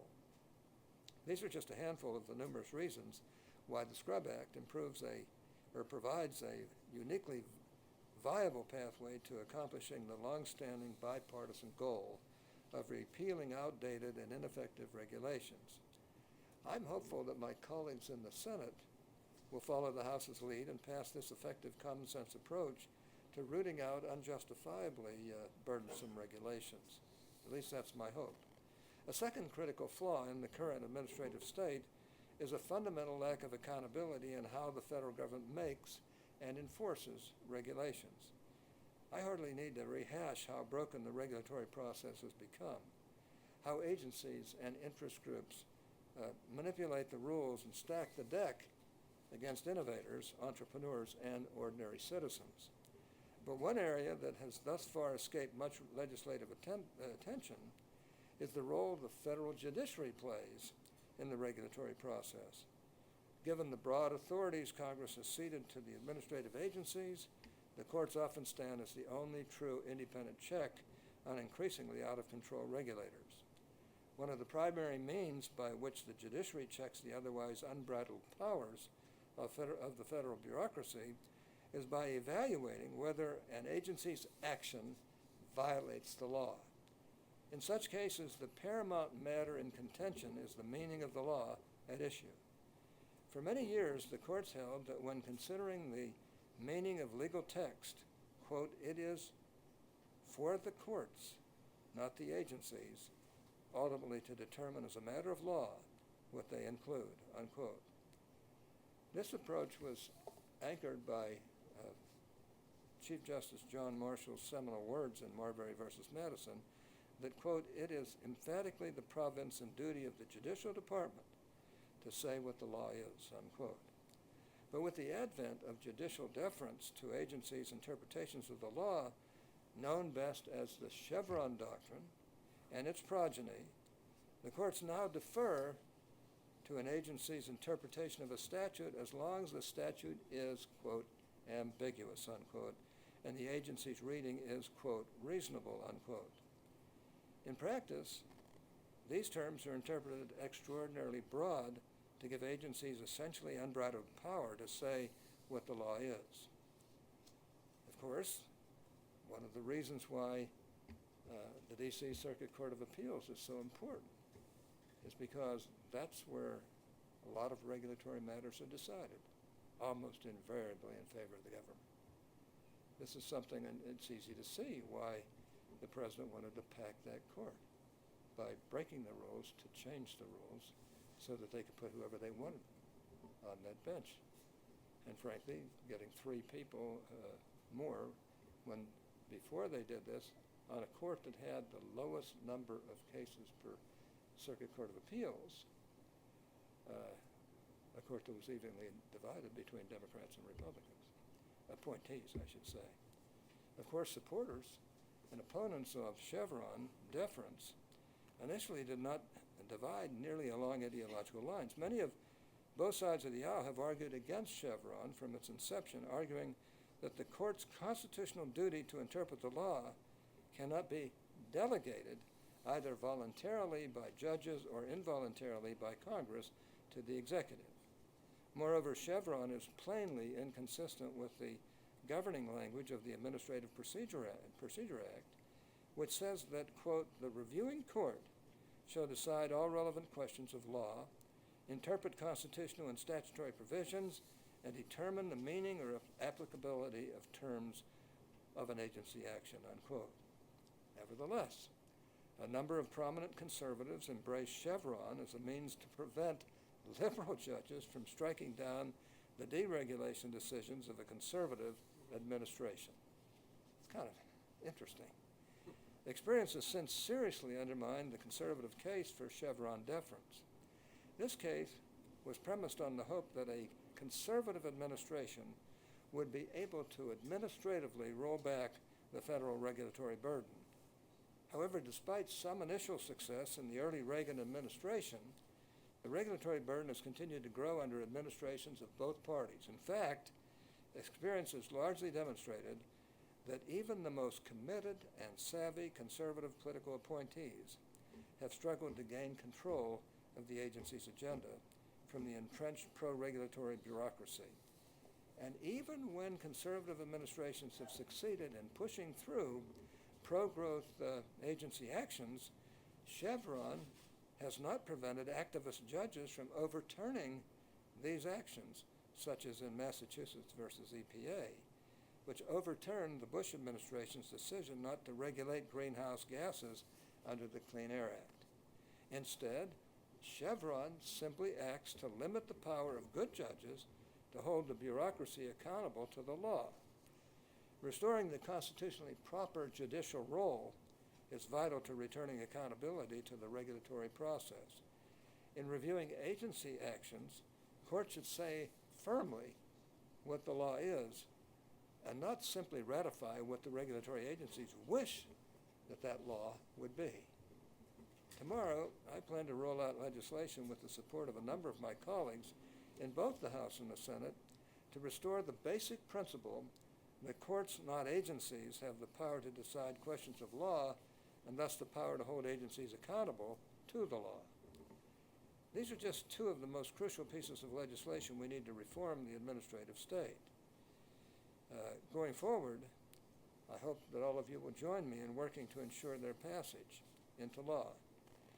I consider this an opportunity to come here and express my feelings on these matters to you, and I hope this has been interesting to you, but thank you for the opportunity to join with you today.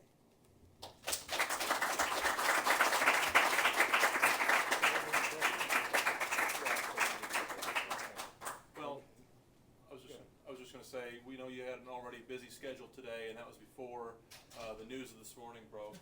So I just want to say thanks again, both on behalf of our friends at the American Bar Association and on behalf of the Hoover Institution. Thank you very much for making some time for us today to speak to these crucially important issues. Well, thank you. I'll just say one thing about the big issue of today. I've spent hours and hours in front of the media today. The fact of the matter is that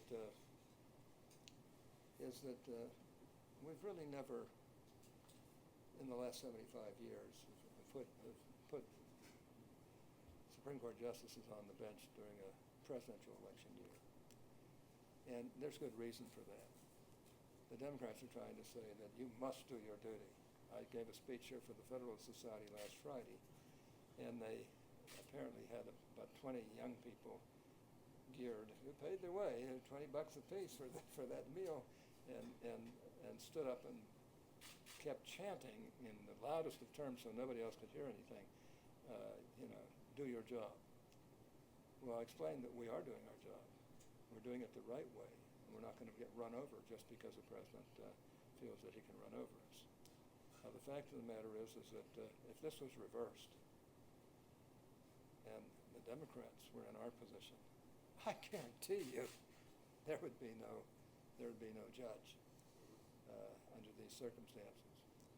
Now, it just so happens that I like Merrick Garland personally, but I haven't followed his opinions for 19 years either, since he's been on the bench. I was the one who put him through and did so by challenging my colleagues to do what was right.